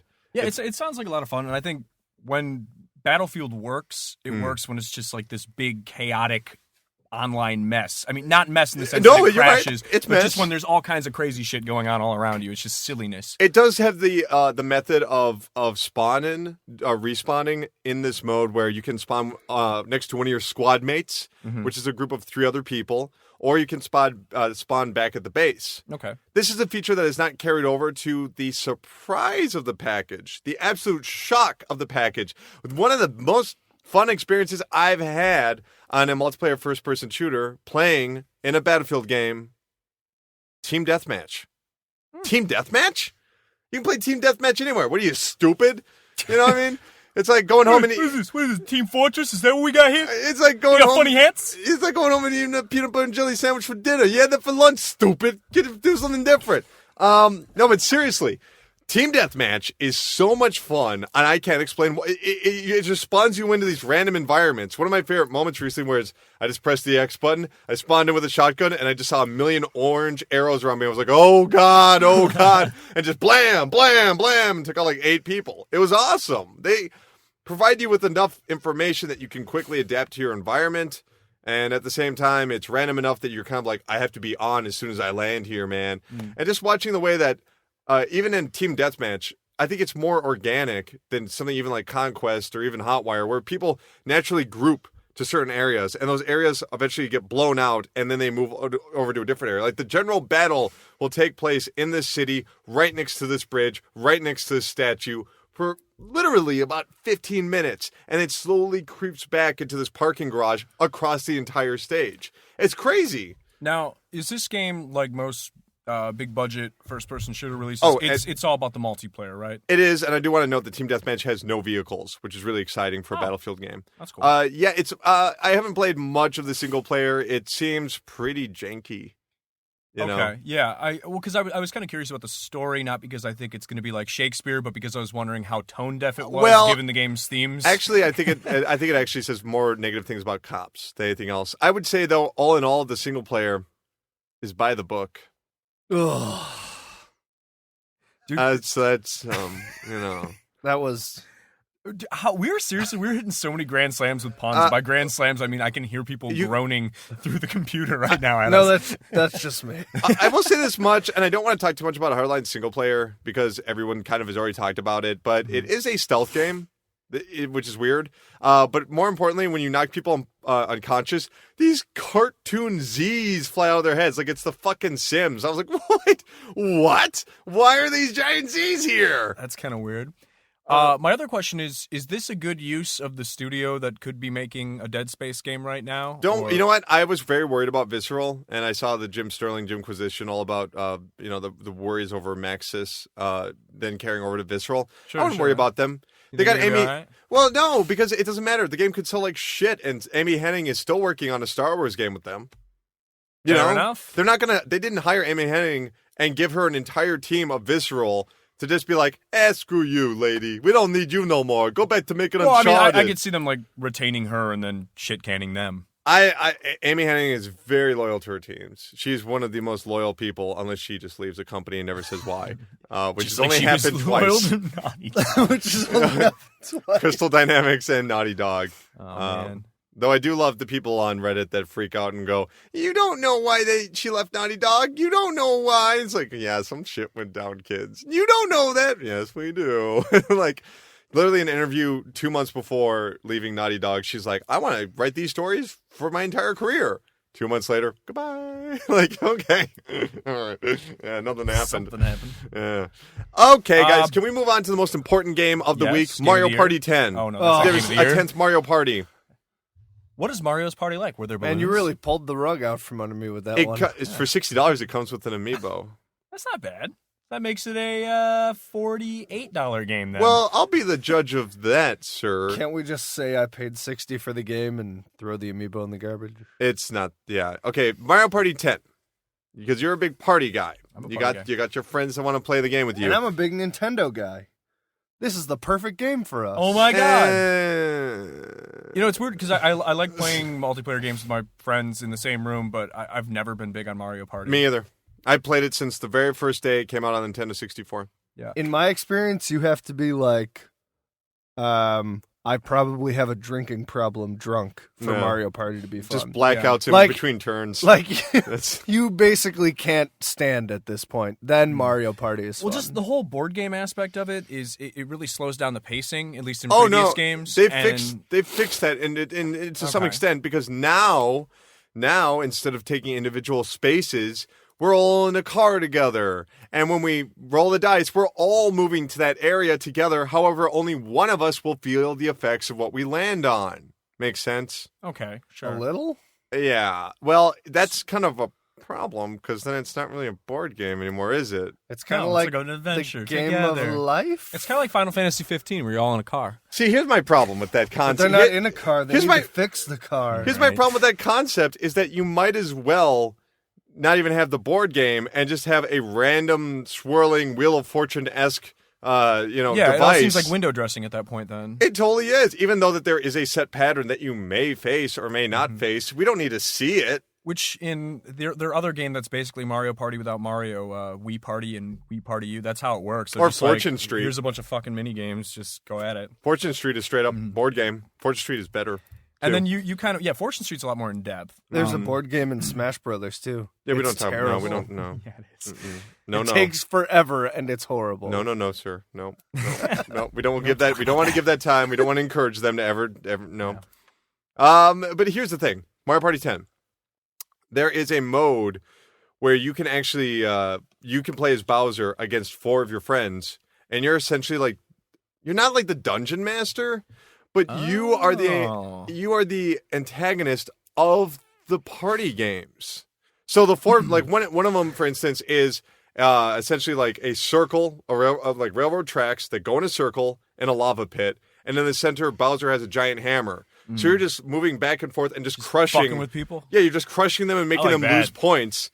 And so those other 4 people can be players, and they're trying to like look out for you, trying to crush them. Or my favorite one is called Painball, which is a pinball game where you have 2 spiked balls that you're just flinging, and they're trying to get out of the way. They're like driving around in little carts trying to dodge you. These are pretty smart ideas that maybe a bigger game could develop on, but there's only like 10 of those. And then there's like 60 other mini games where it's like, Those games that like wore out all my analog sticks on my Nintendo 64 controllers. Oh, don't worry. Years ago. Thumb blisters. Don't worry, you won't have to do that anymore because you will never use an analog stick. They just tap, tap, tap, tap, tap. No. Wiimote. Always Wiimote.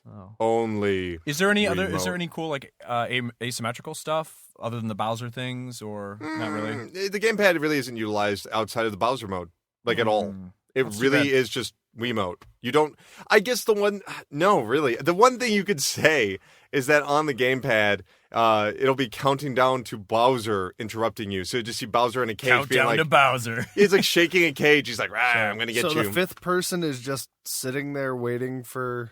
No, that's in the regular mode. They just have okay. Bowser randomly appear and create things like take half of your stars, and everyone has to compete to get the stars all together, or reverse mini games where the object is to lose, come in last place on the mini game, which is quite interesting. That is interesting. But for the most part, a lot of these games involve things like balancing the Wiimote to play a game of soccer, like running back and forth and kicking a ball, or pressing. There'll be like a conveyor belt, and everyone can press a button to make it move forward 1 space, and there's apples and there are bombs, so everyone's deciding if they want to move 1 space or if they don't want it to move.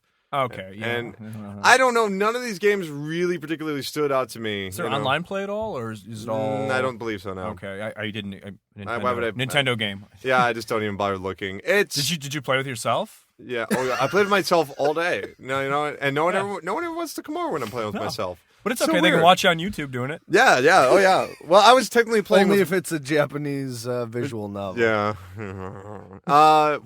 Real quick, I'm not even going to talk about this, but I did play a game where you play as a teenage boy who becomes God. That was pretty cool. Hentai Senpai? No. What was it even called? The Awakened Ultimatum something or other. It was really cool. I actually really dug that game. Doing the Lord's work. Dude, it was it was like a Zelda-esque. Literally. It was a Zelda. That was good. That's a gold star. Literally, that's good. There's a new champ in town. The boys are back in town. That's nothing to do with what we're talking about. But so, Toy Story? yeah, that is the Toy Story trailer, isn't it? Toy Story 3 trailer. Either way, what was cool about that game, I don't even know what it was called, but you would, it was basically a grid, and you could move forward in real time. But if you took 1 space, the enemy would take 1 space. So it was like a turn-based strategy game, but it was happening actively, and you could swap between angel and devil, and you would have to fight an angel or a devil. And so like it was awesome. It was a really cool game. I recommend people watch it, and it's not just because I only have 16 views on YouTube with that one. Some guy left a comment yesterday. He just went, "First, lol," because you saw it been up for like 5 days. Yeah. But on the plus side, my Cabela video is doing okay. But that's Should do okay, because that's game of the year. yeah. Oh my god. Which is why we're going to talk about it now, right? It's my go. No. It's my go. Come on! No, well, you guys could check out Cabela. I actually yeah. want to hear about this game. All I'm gonna say. I was super excited. I thought we were really going to talk about no. it. There is a stealth mission with zebras, But You could shoot wildebeest in the butt. and then the game crashes. Oh. Nope. You have to Where- watch this. It's got bullet time and here's- dodge rolling. No. We're going to talk about this Cabela's game for like 2 minutes. Oh, fine. Okay. All right. Ask me anything. No, because no, AMA it's Cabela's not about evidence. your game. It's about Cabela's games in general. Yeah. What is the crossover between people that hunt and people that play video games? Very little, but it's for the kids. And the other thing is I what's the guess. crossover between people who are interested in these Cabela products but don't want like a big buck hunter style, like Big Monk. big bunk hunter, big hunk hunter. I want to play Big Bunk Hunter. Big Hunk Gotta Hunter get that would be awesome. bunk. Are you hunting the top guy from bunk The hunter? Wire? That's what you do. Yeah, Top Bunk Hunter. I want the top bunk. So what's the crossover between people who want a hunting game but not a hunting sim? Like who just wants think to shoot I wildebeest bought- in the butt? What did I buy for the Wii? Or no, it wasn't the Wii. It was the Xbox. Cabela's Dangerous Hunts, the one Yeah. that came with the gun. Yeah. That had a motion control, they had one on but sale I bought it for Xbox. And Yeah, it like no. came with a sensor bar. Yeah, no, they have those. Yeah. Yeah. And like Yeah. Which I very quickly realized like, holy shit, this is really difficult because I'm not used to like holding a gun and aiming because I don't hunt. well, you should. You know what? You got PlayStation 3, right? Yes. Okay, you should get the find a closing Kmart like I did. Get a bunch of Move controllers and buy yourself a sharpshooter, which is awesome. I have a sharpshooter. Oh, I dude. got it with Resistance 3. Dude, Fucking that nerds. is awesome. I, Resistance, I still haven't played Resistance highly 3. recommend you play some Time Crisis. Holy shit. Holy shit. I love Time Crisis. I think I might have that too. I bought that shitty on the rail shooter too. well, there was the shoot- 2 minutes to talk about Cabela. Can we move Wait, on, here's, gentlemen? here's my back of the box line. Did you ever want to play a Far Cry game but like without any people? 10 out of 10. 10 out of 10. Okay, gentlemen. There's probably less glitches too. I think we have 70 stories to get through. We have 40 minutes. It can do is that. time for the pressure points. Ladies and gentlemen, here we go. With Now we have 39 and a half minutes. Yeah, okay. Windows 10 is going to be released this summer, according to Terry Mason. He announced it on a blog post. He said, "We believe that together with the feedback you provided us, we can build a product that all of our consumers will love. It will be our most open collaborative operating system project ever." Great. It's Linux. No, it's not. Vista No. 2.0 confirmed. Here's the best news for you guys, though, because you have stolen copies of Windows No, 7. I don't. Mine is legitimate. I use Windows Millennium Edition. Here's what they said. Terry Mason also said, anyone with qualified devices can upgrade to Windows 10, including those with pirated copies of Windows. We believe customers, over time, will realize the value of properly licensing Windows, and we will make it easier for them to move to legitimate copies. Here's a question. Why charge for Windows 10 at all at that point? Because stupid people will buy it. So I wait, mean, they honest expect me to people will steal buy it. They expect me to, so I can just get Windows 10 for free. Yeah. And then they think I'm going to love it so much that I'm going to want to give them like $100. I don't For know. Windows 11. But you're upgrading for See, free. no, it's like crack. Oh. They're giving you Windows 10 for free so that when the next one comes out and they're like, no, you got to pay for it, you're like, okay. Windows 10 was really, really good. I see. Zip. There's bad news for Xbox One fans. There is no Marcus Phoenix collection. Rod Ferguson officially stated, "I love the passion, but there's no Marcus Phoenix collection, you dummies." I'm sorry, he didn't say you dummies. "We are working on other exciting Gears projects. I'll see you at E3. I need my beefy Space Marine boys. Yeah, I mean, honestly, the original Gears trilogy is one of the more unique games to come out of the past decade. It basically popularized the car-based shooting mechanic. Yes, we can all talk about the Getaway or talk about, Kill.Switch, if you will. Uncharted has that. Yes. Hey, Phantom Dust. Do you ever want to see any Phantom Dust gameplay for Xbox One? Well, they finally released some of it. According to a source that was speaking with GameSpot, they said that the plan was to reboot 70% of the original game with 30% new. Well, looking at this footage, it does look a lot like that. It actually looks like Final Fantasy Type 0. Lots of like running around in third person and just people flying in the air when they get attacked. Any anticipation for you guys if it comes to PC? Will you pick up Phantom Dust? Yeah, sure, why not? I buy everything else. Don't you own Phantom Dust? Probably. Oh, I thought we talked about this before. I thought it was getting shit canned because the studio got shit canned. No. Did you guys talk about this last week when I wasn't here? No. Darkside Games is no longer involved with that project and will probably be shutting down. So that's unfortunate. I mean, I'll check it out. I have no investment in the original, but if everyone's just like, oh, it's so good, then I'm. Microsoft has a major investment in it, so hopefully that What won't a turn out to be stupid good. thing to get majorly invested in. That's really weird. Halo 5 has a teaser counting down to the 9 p.m. March 22nd. We're recording on March 22nd. Speaking of stupid things to be invested in. So here's what we got. Here's what we got right there. So here's what the website says. The countdown timer on Halo 5 says words like traitor and hashtag hunt the truth. I guess we will be hunting the truth next week, gentlemen, because we don't know what's going on. Actually, 9 o'clock's going to hit, and then it'll just be another countdown timer to E3. It's just a box within a box within a box. It's like those porcelain dolls, those Russian dolls. Halo 5 will only have dedicated servers. John Holmes, the executive producer of Halo 5, has said, we only have dedicated servers for MP multiplayer and Halo 5 Guardians. That's true for matchmaking and customs. There's no player-to-player or peer-to-peer. That's kind of exciting, though, because, most of these Xbox One games don't really have dedicated servers. If you're playing something like Battlefield, which is probably why, I think PC games usually have dedicated servers, right, Steve? I believe so. Yes, they do. Are you sure Call of Duty don't? Call of Duty don't. So, Wait, Call of Duty's on PC? Yeah, it is. Oh. Dude, did anyone buy it? You can get the one from 4 years ago for, I think, $125 if you want I know, DLC. right? I would totally buy Modern Warfare on PC if it wasn't still $40. Insane. Hey, how about this, guys? Would you like to see a remastered version of Alan Wake on the Xbox One and theoretically the PC?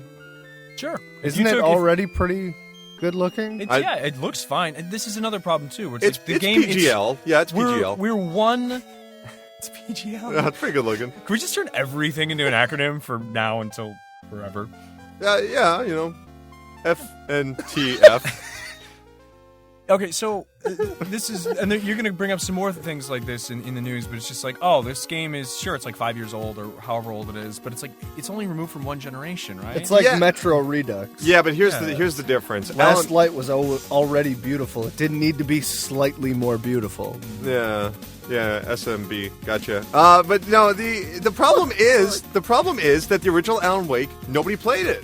Unless you were on PC. Like, that's why I put up my hand and go, hey, wait a minute. That's why I was okay with Sleeping Dogs. And frankly, who gives a shit? So I think nobody played it the first time around, but this time. But here's the thing about it. You could get it for like $1 all the time. You could actually get it for free if you pre-order Quantum Break. That's according to a survey that Microsoft gave out to users. So, I mean, they're saying, like, they want to give it away for free. Couldn't hurt, right? And by the way, Quantum Break looks pretty cool. Pretty cool. Yeah, I think most Steam users have a copy of Alan Wake in their Steam library because it's like the quintessential $1.99 during a Steam sale game. Yeah, I also have the expansion. I know what you mean, the QDNNs. I know what you mean, man. By the way, those SSs. I will stop. Conker's IWS. Yes. Conker's Bad Fur Day is not really getting a sequel, but Conker, the character, and the storyline of Conker's Bad Fur Day will be injected into Project Spark. What was that? Can you talk? What's going on? No, never mind. I'm just looking around the room, trying to find something talk to me be real quick. interested in. Give me 20 seconds of Project Spark, because that was supposed to be like the new Minecraft, the killer app on the Xbox One, but I haven't heard anything But about then it. they bought Minecraft. Here's what I'll say. When I played Project Spark, someone made a mod called Hellboy versus Hulk in Hell, and it involved two muscular people in a flaming building, and one was green, one was red, and we just punched each other. That's what Project Spark is. Make your own stages, make your own platforms, make your own shooters, make does whatever. it have like a thriving community? Yeah, huh? It's just Gmod on Xbox One. It really, really is. Now, if you want to know what's going on with this whole Conquer thing, first of all, from a story standpoint, it's set 10 years after the events of Conker's Bad Fur Day, which is crazy because that game is like literally like 21 or 16 years old, if you can believe it's in it. real time. It will have familiar characters and challenges, and it will also have the original voice work of Chris Seavor. He was the voice of Conker. It'll have Chris Pratt. Yeah. It will have 200 to 300 assets with new characters, sound effects, music, and props. We have no pricing yet, but it will be released on April 23rd. So it's just like make your own Conker game, basically? It's going to have, Conker Maker. Well, Project Spark does have already built games in it. You have to pay for them if you have the free version. or you get them for free if you have the paid version. Conquer, I think, is going to be paid regardless of where you go. Yeah, you guys got PCs, just go download the free version and just play a bunch of mods. It's actually pretty great. It's on PC too? Yeah, oh yeah. That's actually... Okay. Although I think it's actually easier to design games on Xbox One. There's something about the analog stick that just feels like it was actually designed in mind for that, even though I know it's ludicrous, you know. But here's what we've got right now. A new Conquer game in the works? Not yet, but thankfully Phil Spencer has said Rare is building something else. Spark community is creative. Connect Sports 3. I look forward to seeing what they build with Conquer assets. We didn't say never. It's just not being worked on right now by Rare or any other studio. I'll be in my room. So You got significantly angrier and more huffy as you went. Oh, yeah. It was great. I mean, I can't wait to see if a new Conquer game will be made because I don't know. I'm curious to see if the right studio can actually say, we've got a great idea for that. If someone else says, man, this can make us popular, don't make it, you know? Anyway, speaking of just making yourselves popular, there was a Banjo-Kazooie trailer and demo revealed at South by Southwest Gaming, created by Audience Entertainment. It was during the South by Southwest Gaming Awards event, and since then there's been no reference to it. It was not an announcement, and no one's even sure if it was connected to Rare, period. Like, I this hope- could just be some fan project. I hope Like, no one ever talks about it again. Like, it just becomes this thing that happened that day, and that's it. No, but it was on Like, stage. everyone's like, oh, is there anything else coming out about this? And they just say nothing about it ever again. Like, we made you a 2.5 like minute long movie. Like it didn't even happen. Just like, wait, what? Microsoft was there. They witnessed it. There was no like, hey, take that off the stage. Go. So they just show the video and then they're just like, Yeah, whatever. whatever. Just a little Like I said, just a one-off. Yeah. Like, even when you ask that company that made it, they're like, wait, what? No, I don't remember that. Just slowly try and make people think they're crazy. You Oh, know, sure. Just gaslight everybody. Gaslight. I love that HD term. remaster of Banjo-Kazooie Nuts and Bolts.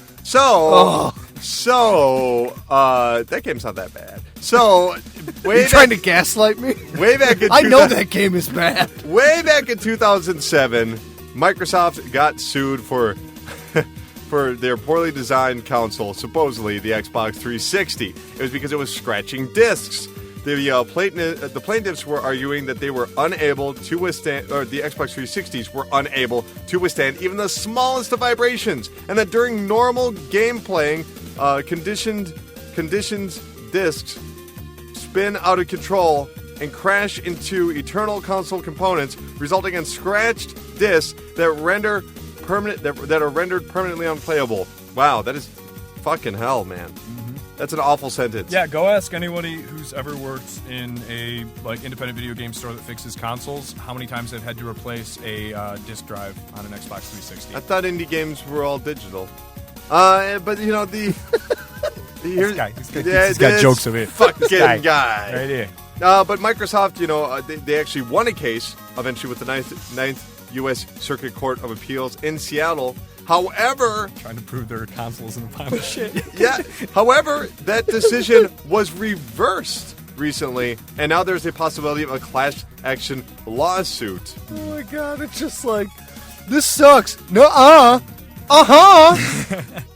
Well, I mean, Just buy a it's PC, unprecedented. jackasses. I mean, video game consoles, they've always broken down and stopped working at some point, but the What? whole idea of red ring of death is now synonymous with a console breaking. which is funny because the Xbox One and PS4 are pretty much perfect. They don't crash, they don't break, so far.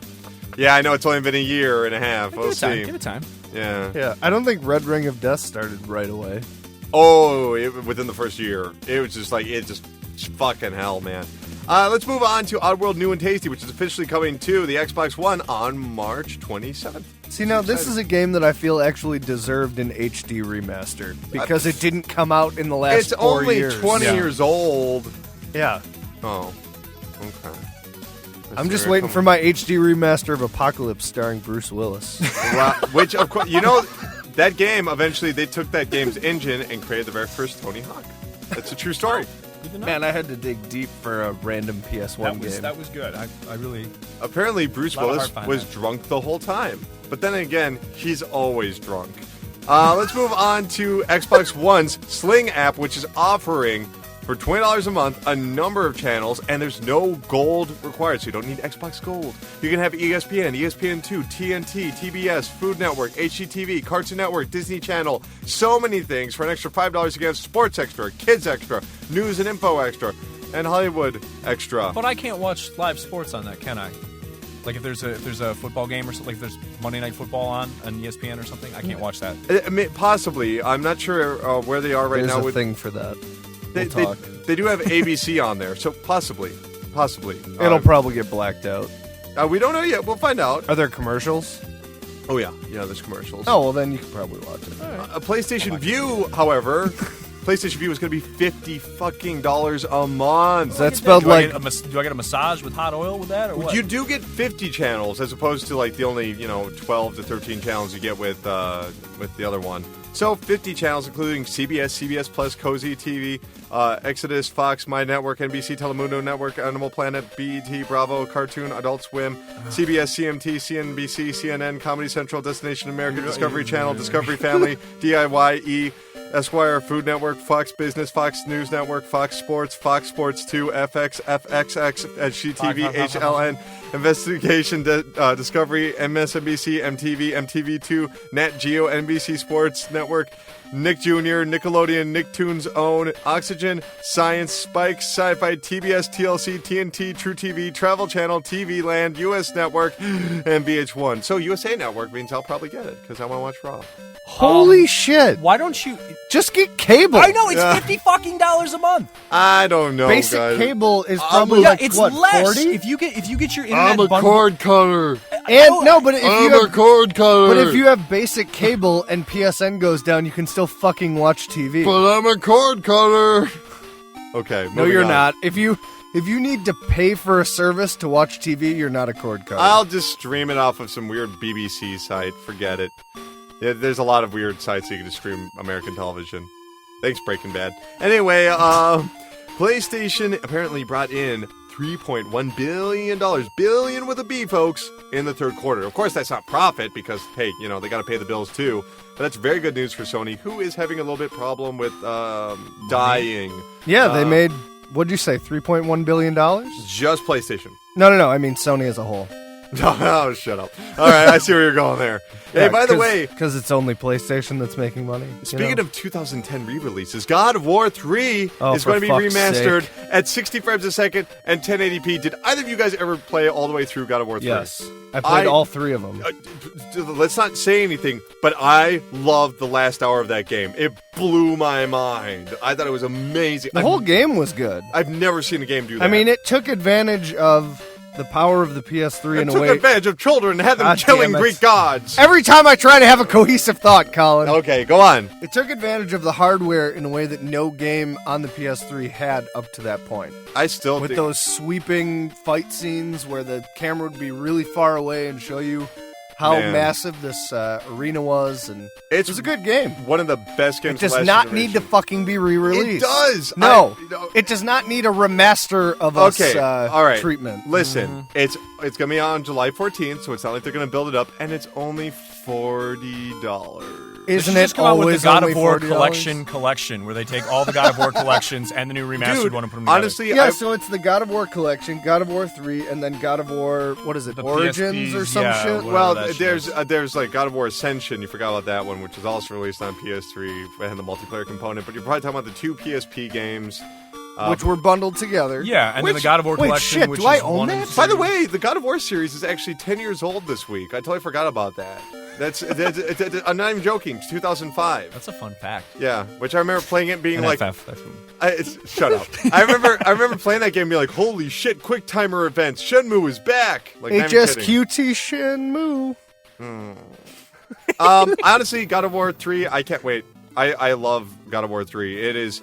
The only thing I feel bad about is I want it to be the whole collection, not just, I don't think you can play God of War 3 and appreciate it if you don't play the first two. Like, there is, it's... You gotta remaster the remaster. It's like watching the end of Rocky 4 and being like, I don't see what the big deal is. They're just punching each other. It's like, man, you don't realize all the work that's gone into it. He ran up a fucking mountain. The real story of the Rocky movies, though, is that Sylvester Stallone wrote a cohesive thought. He was a ghost the whole time. Oh, for fuck's sake. Mickey was the real Rocky. Yeah, I don't know what that means. Moving on. Hey, guess what? Vita had a great game not too long ago called Gravity Rush. Well, apparently the Korean Game Ratings Board says, oh yeah, that's coming out on PlayStation 4. Oops. Oops. I love it when this shit happens. It's so funny. At least It's it was in always in France. these small countries. It always just leaks out of nowhere. Isn't it always like PlayStation France? Yeah, it was Amazon France. Amazon France, that's it. Yeah. Those guys are just sitting in a room like, Oh, Xbox Tanzania just leaked just the put Master it up. Chief Collection. Just, Yeah, just that's put why- it up on the website. That's why you're not supposed to have wine with lunch. Or breakfast. Yeah, wine in the morning, wine in the lunchtime. When you put wine on a are you baguette, you bagel can eat fighting? wine anytime. Drive Club developer Evolution Studios had a series of layoffs, so some people are, But it was such a good game that everyone bought. I feel genuinely bad for those people because they're out of a job because somebody didn't know what they were doing at the head of the studio. You know what I But mean? I mean, I feel bad for any person that loses their job, but based on the way that game was received, is it possible they deserved it? Yeah, if the guy, all the guy does is design, the tires. No, it's not his fault. The guy that was running it and being like, no, we should make this gameplay type. Yeah, he needs to go. I mean, Maybe that's the guy that went. that's a good point. Here's a quote. Maybe from, the tire guy is still there. Like, holy shit, thank God I made those tires correctly. But after all that development, he sure must be tired. Oh. Here's the quote. Evolution Studios will now focus on Drive Club as a service going forward, in particular the important launch of PlayStation Plus Edition. Honk, honk. We will be restructuring... Bing bong. Bing bong! We will be restructuring... I fucking love that game.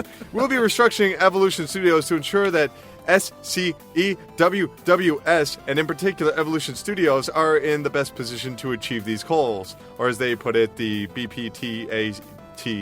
Hey, the scariest thing about this is not only did a bunch of people lose their jobs, whether or not it was their fault, but the reason they lost their jobs was because Drive Club is shitty. And why is Drive Club shitty? Because it's not a game, Colin. What is it?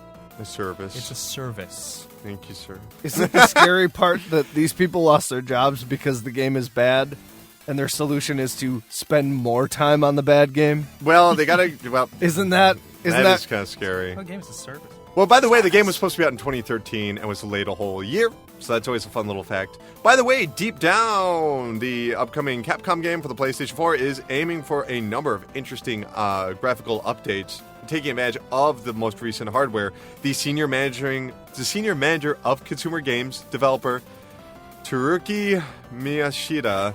It's my favorite part of the show. Yeah, me trying to read names. Colin trying to read Japanese names. Dude, it could be an American name. I'm just like Bill Simons. Yeah, wait, who's the greatest golfer in the world right now? Shut up. We'll get to that. Who's Ronnie McGrawar? By the way, so we'll get to that. No, it's the Nordic names that are fun. Here's what he said. We're focusing on things like how to recreate real-life gases and liquids, such as flames and running water. I guess that they're going to go to John Goodman's house.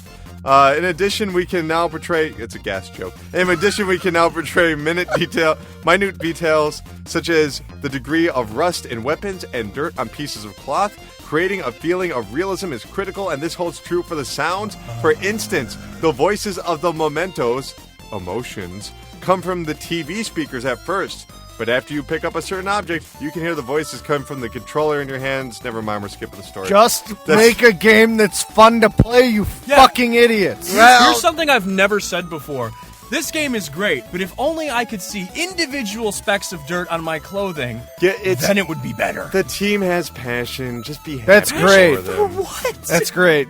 They've got a passion Costume for design? fashion, you brats. There's another large group of people that had passion about something once back in the 40s. Let's remember what happened then. Okay, moving on. Prohibition. Moving on. That was in the 20s. It was, well, like 10s to 20s. Okay. PlayStation Now is... I think that broke Steve. PlayStation Now is going to be moving over to the UK this spring, so look forward to that. You will require a minimum of 5 megabyte speed to play that, which, good luck if you're in Europe. That's actually quite difficult, you know?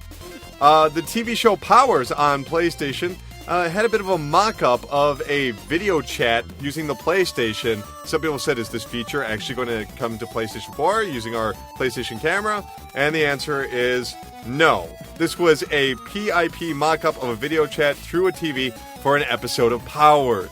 We do not have anything to announce regarding video chat for PlayStation 4. So the story is that people are wondering if a feature shown by a Sony-produced television show exclusively on a Sony service. No. Bear with me here. Oh, okay. This happened on a show that takes place in a world where people have fucking superpowers, and you're asking, is this real? It's possible it's fucking not because it's a TV show. Aptly You know, pointed out, Brandon. like in Bones, that fucking machine they have, that's not a real fucking thing. Okay. It's the cop that tells you what happened in the crime, except it's a machine now. That's creepy. It's exposition. Oh, okay, that's creepy. I thought you were talking about like they took his brain and put it in a God machine. damn it, Colin. Anyway, moving on. Follow. The Last Guardian has been trademarked for the third time as By of me. March 12th. Yeah, right. It has been officially filed by the United States Patent and Trademark Office. This was By me. By the way, Final Fantasy 15 demo is already up on eBay. People are spending up to $50 to $60 just to play a demo. Are you going to sell yours? Can't you just No. pay $60 for it? Yes, you could. Some people don't know that. They're taking advantage of them. But if you're paying $50 and somebody else paid $60, aren't they losing money? Don't. Let's go on. Let's go. That's actually a good point. I'm so confused. They get the hold on to Final Fantasy Type 0. PlayStation 2 and Xbox 360 still have Final Fantasy 11 running. However, March of next year, that's closing 14 years after it originally launched. However, Final Fantasy 11, the MMO, will continue with its impressive graphics, quote unquote, on mobile devices. According to Square Enix, these optimizations will include improving party organization systems, enriching solo play functionality, improving battle functionality, enhancing in-game events and features. You hear that? The 6 people that still play that game? They're Yeah. looking out for you. Hey, some people refuse to go towards Final Fantasy 14. They're like, nope, this is all I want. I don't want to go anywhere. I already got a chookaboo.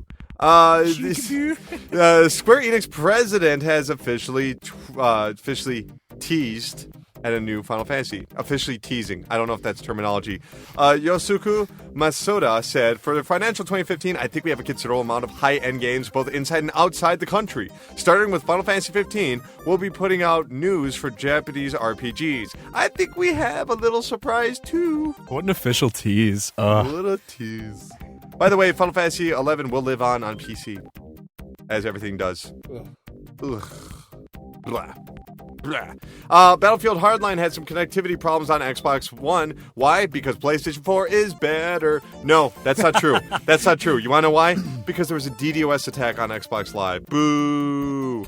According to Electronic Arts, we've identified the connectivity issues on Xbox One and are due to DDoS attacks and are working to resolve it. Apologies for the inconvenience. They then resolve those said issues. Moving on, guys, more Electronic Arts news. Battlefront, Star Wars Battlefront, will be revealed next month at the Star Wars event. According to EA, we could not think of a better or more appropriate place to debut the game officially for the first time than the premiere event that celebrates Star Wars events and the legions of fans who have fallen in love with it. Hopefully they'll also be handing out deodorant, huh? Stupid nerds. I'm watching you, EA. Don't fuck up. Speaking of nerds, I don't know how to pronounce this man's name. Is it McElroy? What No, is it? it's Rory fucking McIlroy. McElroy? Rory McElroy. Ronnie Macaroni is a golf player. Rory McIlroy apparently is a golf man from A golfman? He's a man and he plays golf. Some people what is golf the Mario thing with the rackets where you hit it back and forth? Okay, just It's okay. Mario Super Strikers. Oh wait, that's top spin, right? Okay. Anyway, Wait, Topspin. That game was awesome. that was a good top spin too. Especially. Let's talk about Topspin. Fuck this shit. Rory McRory will officially be the cover athlete and namesake for the PGA Tour, officially changing the name to Rory McStory PGA Tour 2015. You make him sound like a hamburger when you say his name. He sounds delicious. Hey, McRory. I have some. We have some great news for Total Biscuit, who is so worried about ethics in journalism.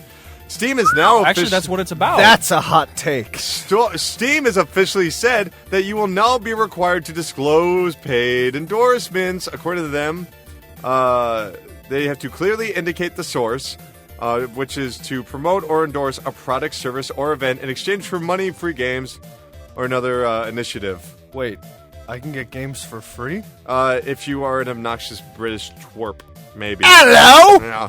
Look at my point in this pop filter. The field of view slide on this is gorgeous. Oh, Hello, I'm Complete Cracker. Give me free games. Complete cracker. You sound like that episode of Rocko's Modern Life where the big head son makes a cartoon and puts Rocco in it, and they call him something else, and he eats pineapples. Anyway, Steam has officially broken a new record with 9 million concurrent players. We'll see where that goes next month. Valve has officially restricted the 14-day European Union refund law. Now, normally, if you buy a game with through the European Union, you would get 14 days to return something, no questions asked. However, according to Steam on here, by clicking purchase, you agree that Valve provides you immediate access to digital content as soon as you complete your purchase, without waiting the 14-day withdrawal period. Therefore, you expressly waive your right to withdraw from this purchase. Oh my god, Steam support not living up to their promise to do better? Well, according Weird. to Gabe Newell, neither is iPhone, as he said that iPhone should live up to the standards of PC. According to him, it was like Microsoft saw the iPhone and said, we should make the PC more like that. People should have to go through us to have new ideas. And we thought, that sounded like a terrible idea. The iPhone should be more like the PC and the internet, not the other way around. I gotta agree with him. Windows 8 was a fucking mess. But if you just click the desktop button, you get out of Metro. Well, when it launched initially, it was a mess. That took a little bit of time. I don't know. I'm just gonna stick with Windows 95 right now. I don't feel like really comfortable upgrading yet. I don't want to afford another, sound card right now. Valve VR is going to be a little bit more expensive, according to the marketing boss, Jeff Gaddis. Here's what he said. We want to deliver the most premium VR experience the world has seen. That's not marketing speak, says the marketing man. But That's literally your job. You are the marketing person. Yeah, you speak marketing. But more about where does this say? This is at the high end. Starting with a premium experience, even if it has a slightly higher price point, is the right thing to do from a strategic point of view. Makes sense. I mean, you don't want some junky VR that's going to make you vomit into a baby's crib or something. Colin, what are your thoughts on VR? Can we go into an in-depth discussion regarding VR? We have 10 minutes. Run. Dead Rising 2 will, off the record, and a regular Dead Rising 2 will arrive on Steamworks. However, here's a quote from Steamworks, or a quote from Capcom. Unfortunately, DLC content purchased directly through Microsoft's Games for Windows Live Marketplace store will not carry over to Steam due to the lack of CD/Activision key. Those who wish to play the game with their DLC can continue to do so on Games for Windows Live version of the game. Yeah, I know, whatever. Let's move on. NVIDIA has officially announced that their GTX Titan, the 12-gigabyte card, Jesus Christ, will officially cost $999. How much is the old Titan going to cost? Or do we not know? The GTX Titan, that's $549 right now. The 980, don't have any word yet. I'm pretty sure I saw something about the benchmarks for the Titan X being comparable to a much cheaper card somehow. Really? Yeah, like another NVIDIA card. That's interesting. All I know is that apparently it does a great job with 4K. Some people are saying like it's a new standard for 4K, which is quite exciting. Which, give it 6 months and we'll have a new standard. Well, 3 new standards. By the way, APB publisher Reloaded Games has officially acquired Hawken and intends to revive it. According to the game's producer, the new producer, I'm pretty excited to now be able to announce that Reload Games is the new owner of Hawken. It's a seriously great honor to be part of the Hawken story, and I want to see it thrive. Hawken story. Once the forums are up, we will post more information. They've been taking a lot longer than I was hoping for. Yeah, well, they don't even have working forums. It's kind of exciting because I like when I don't know, developers or publishers randomly buy up small IPs that I've completely forgotten about, and they're just like, we love it, we're bringing it back. It's Dude, like, that game came out only 2 years ago, or 3 years ago. It's only 3 years ago? It's only been 3 years. It feels like it's been much longer. It just does. seems so silly. And it's funny, too, because that means it was abandoned immediately. It was, pretty much. Jesus. It was in early access longer than it was out. Oh my God, poor Hawkins. Developer Cyanide has officially released the very first gameplay of Blood Bowl 2 that will be coming to the PC, PS4, and Xbox One. If you want to play your strategy football game of orcs versus humans, that's where you should go. By the way, Goat Simulator studio Coffee Stain Studios has submitted the Goat Simulator inspired corridor for Dota 2. Here is the item description. Valve, please add. Everyone go vote. And then it has an emoticon that shows like a face waving its arms. And by the way, please is spelled PLZ, and everyone is spelled, every, and then the number one. Yeah. Incredible. Well done.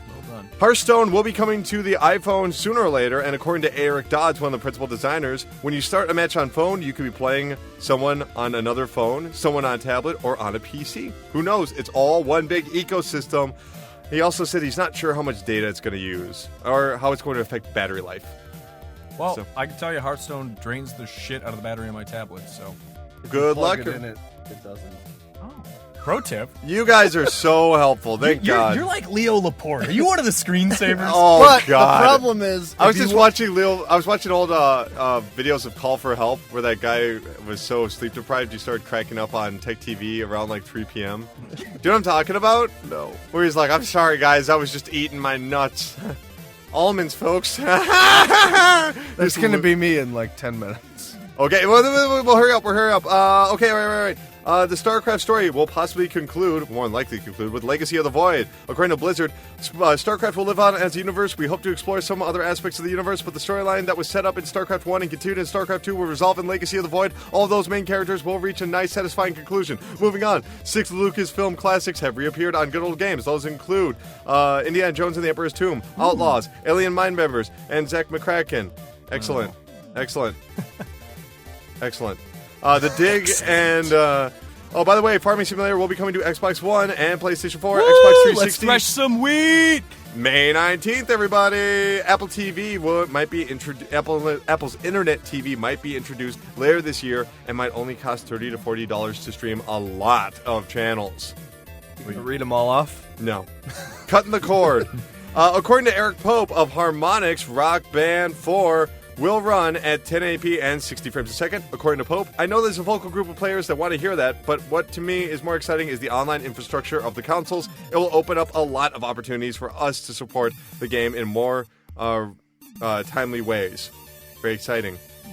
Also, according to Eric Pope, it's no secret that the band game space became really crowded. It was a lot to keep up with, so fans, rather understandably, needed a break. We have no intention in engaging in a retail arms race this time around. The current state of consoles is exciting for us and gives us an opportunity to deliver the Rock Band platform ambitions we've always had for this game. Very exciting. Mortal Kombat X will now have a brand new fatality called Quitality. If somebody quits online, they will fall to the ground and it'll say Quitality, and then say you win. That's actually really funny. It's the coolest like thing ever. that. How about Predator? Predator is going to be in Mortal Kombat X. Brendan, thoughts? Ooh. He's no Freddy Krueger. Okay, gentlemen. Destiny, Brendan's favorite game, will now include audio options as well as colorblind support. According to Bungie's community manager, to provide a better solution, we've increased the contrast between the colors we do have and the perceived palette. We hope the new modes will enable more players to make quick decisions about the elements in the game that are important. It's actually a really nice thing to do, honestly. Like, that, a lot of games don't consider people that can't. Well, people that see are shit. colorblind are not people. Moving on, Call of Duty Advanced Warfare. There's something unnatural. That's all I'm going to say. There are 4 new multiplayer maps. Perplex, Site 244, Climate, and Shop, as well as new zombie modes and new weapons. Interestingly enough, this is such a weird story. Mark Rubin, who's been with with Call of Duty series since 2005, is leaving after a decade. However, Todd Alderman, who left during the lawsuit they filed against Activision, he was part of the people that left with the Zambella and everybody else. Yeah, sure. He's now returned to Activision. You must have some shit on them. I He's know. got a real nice cushy job now. Yeah, he probably gets a soda machine right in his office. He doesn't have to use quarters and nothing. There is a brand new All the moon mist he can drink. There's a brand new Walking Dead game coming from Overkill, the developers of Payday and Payday 2 and the delicious candy bar Payday. According to Robert Kirkland, I can say that it will be Payday-esque because Starbreeze and Overkill are currently doing Payday, but I'm told it will be in a bigger world than Payday currently encompasses. They're going to be learning a lot of stuff from Payday that they will be incorporating into Walking Dead game. There will be announcements on the game very soon. Brendan, thoughts? Super hard Left 4 Dead. Can't wait. Steve, thoughts? I hope there's peanuts. Wolfenstein The Old Blood will officially come out on May 5th on Xbox One and PC, but the PlayStation 4 version will come out a day later. True story. However, physical copies will not arrive until 10 days later on the PlayStation 4 and PC, May 15th. Physical copies. They measure in Hawaiian necklaces, 10 lays. Bet you can't just eat one. There is a brand new driver game officially coming out. It will be free to play and will be called Driver's Speedboat Paradise. It will have 32 tracks, 5 game modes, and a realistic wave system. I like everything about that except free to play. I want Driver San Francisco, but with fucking boats. Brandon, thoughts? Moving on.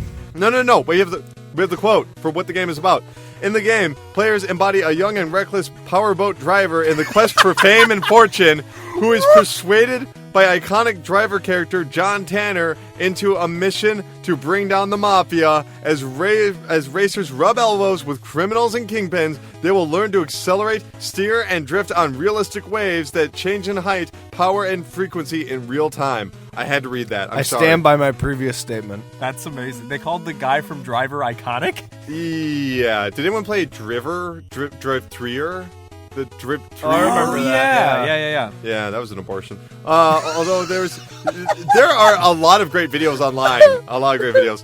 Hey, by the way, Warner Brothers is actually greenlit a Lego project. This is all rumor. A Lego project to basically copy Skylanders. No word yet on what that's going to be. You're just going to have toys that go on something, and something comes to life on the TV, and your child, wastes your bank account. Sounds like sorcery to me. Yes. Life is Strange 2 will be out on March 24th, tomorrow. Excited? Yes, very excited. I will talk about it next week. No spoilers. The rare Nintendo 64 team that is making a spiritual successor to Banjo-Kazooie has detailed a little bit more about the game. According to Gavin Price, the studio's co-founder, he said, "We're not looking to just rehash from our past. We want to take advantage of big technology leaps since the last time we made a 3D platformer, which was 15 years ago. Oh, God. All right, Paula Deen, famous racist Paula Deen, an occasional chef, has announced that Butter connoisseur. she's making a Match 3 game on iOS and Google Play. Yep, but. Oh, we're moving on. Borderlands on Xbox One and PlayStation 4 will allow you to move your saves from the previous generation by using the cloud save, whatever, who cares? Let's move on. Paladin DLC confirmed. Dragon Ball Xenoverse has shipped 1.5 million copies, according to Masuko Hayuro. He is the producer of the game. He said, "I would like to thank everyone for their support on this new challenge. We decided to take a risk and create a complete new concept to entertain our fans and Dragon Ball lovers, and we are quite proud of the successful result." Yeah, how many of those copies did you buy? Successful result! I question that. By the way, try and connect to a server, kids. Haven't been able to do it. It's only been a month, though. Who knows? Boy. Oh, my God. We have to run. Dying Light has officially broken Vegeta. Yeah, Techland's most successful game of all time is officially Dying Light with 3.2 million sales in 45 days. Moving on, there is a bunch of new evolved characters, maps, and other weapons, blah, blah, blah, coming soon. Carmageddon Reincarnation will be available for early access on April 23rd. That game looks bad, right? It looks very bad. There's already an early access version of it or something. Oh, Was it great. like Kickstarter or something? Shit. More like Kick Farter. Yeah! Atari lawyers are bothering Jim Minter, the man who created or worked on Tempest 2000, because of his new project TXK, which is available on the Vita. According to Jeff Minter, they are deliberately setting out to cash in. Oh no, Atari is accusing him of deliberately setting out to cash in on Atari's copyrighted Tempest name by giving my game a deliberately obscure name of TXT. Here's what he said. They kept harassing us, and eventually I sent them sales statements so that they could see for themselves they weren't getting super rich out of it. I even tried to point out that there wasn't any serious money to be made out of it. It would likely be from the ports we were making, and that we were willing to negotiate about officially obtaining branding for it if it meant that we can at least be if it could at least be released on other platforms. But we were met with nothing more than, well, you know. Not good. Moving on. Good luck to Jim Minter. Samsung had a live birth in VR. This father who's across the country, he could see his son being born, so he wore a VR helmet, and that's going to give him nightmares. That's disgustingly beautiful. Side view. No, I don't really want... Bullshit. Hey, real quick. The former president of Epic Game, Mike Capps, has said that he's not really confident in VR. He said there's so little tolerance at a consumer level for that kind of investment. I think one of those things I'm most curious about, you look at 3D TV as a super easy to use technology that is really unfettered. Just a pair of polarized glasses, and people didn't use it because it wasn't worth the trouble. It's a very good point. There is a brand new trailer for the movie Pixels, where a man who is not Toru Iwani, he's actually being played by Dennis Ayakama, pretends to be the Pac-Man creator and gets his hand bit off by Pac-Man, which is a really heartwarming scene that is totally ruined, and fuck that movie. Yeah, and I know I'm a grumpy Gus a lot, but let me tell you, that really looks like dog shit. I take back every negative thing I've said today as long as I can just shout from the heavens, don't see fucking Pixels. Good lord. Okay. Best Picture 2016. Calling it now. Modi, movie of the year. The creator of Five Nights at Freddy's, Scott Cawthon, or whatever his name is, he's officially donated $250,000 to St. Jude's Hospital, which is very, very, very cool. Jumped on some kid's stream event thing. It was really nice. Yeah, I saw that. Well, that's more detail than I wanted to give it, but okay. Whatever. Okay, let's cool down the room. I can't. My balls are so sweaty. I got swamp ass. Yeah, dude, seriously. It gets so hot in here.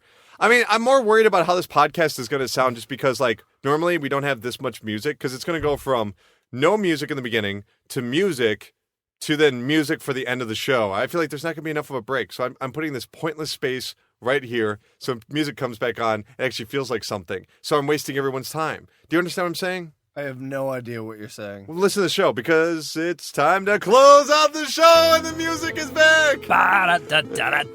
Brandon, where can people reach you on the internet?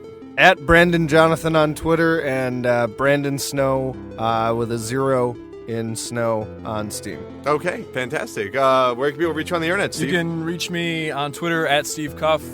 You can also go to OptimismVaccine.com. You can go to ExpressMilwaukee.com and look up the Optimism Vaccine stuff. But there you go on YouTube. You can look up Optimism Vaccine. We do all kinds of shit. Is anything going up? You have a new podcast going up tomorrow? Yeah, I'm actually recording another podcast today that's going to be up tomorrow. We're talking pop culture, television, movies, things like that. So, yeah, it's all the cultural stuff that isn't video games. Colin gives me my video game fix every week. Wait, you cover video games? Fine, don't worry about it. So look up the OpVacCast and give Steve a listen, and you decide which is the superior podcast. I'm just saying right here, you know. I'm just saying 5 stars. Go ahead. All right, anyway.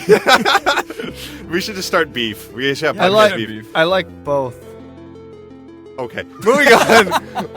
Okay, guys, you can go to videogamesardumb.com and you can go to youtube.com/gamesunderpressure. I'm still trying to change the name. Just need 170 more subscribers. And check out episodes of the first hour on Bloodborne, which will be out on Tuesday, and the Handsome Jack collection, and some other game that's going to be downloaded. There's going to be a ton of stuff going up all throughout the week. Check out tons of videos. You can reach me on Twitter at Dr. Crychop. That's at Dr. Crychop. Obviously, go to expressmilwaukee.com. I'm going to have an article going up saying about 5 reasons you shouldn't buy next gen. Don't spoil it. What about Camgirl Collins Topless Tuesdays? That is on a different website. That is videogamesaretefun.com. But yeah, that's going to do it for this episode. Thank you, Brendan. Thank you. Thank you, Steve. Glad I could be here. All right, guys. Thanks for spending 2 hours of your life that you'll never get back. So when you're on your deathbeds and looking up in the sky and before the Grim Reaper slowly closes out your synapses, just remember the PressureCast is forever.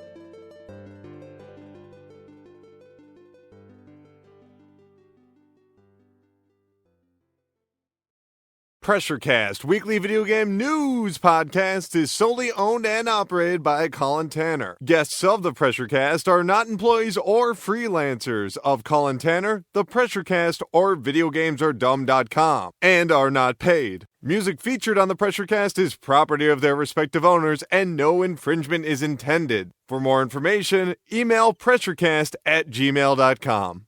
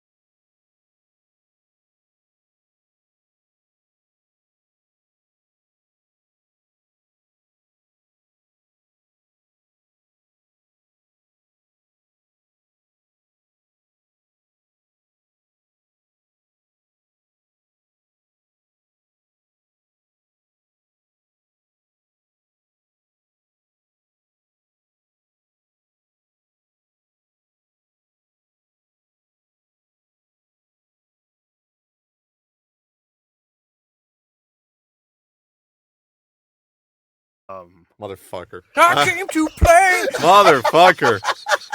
All right. Okay.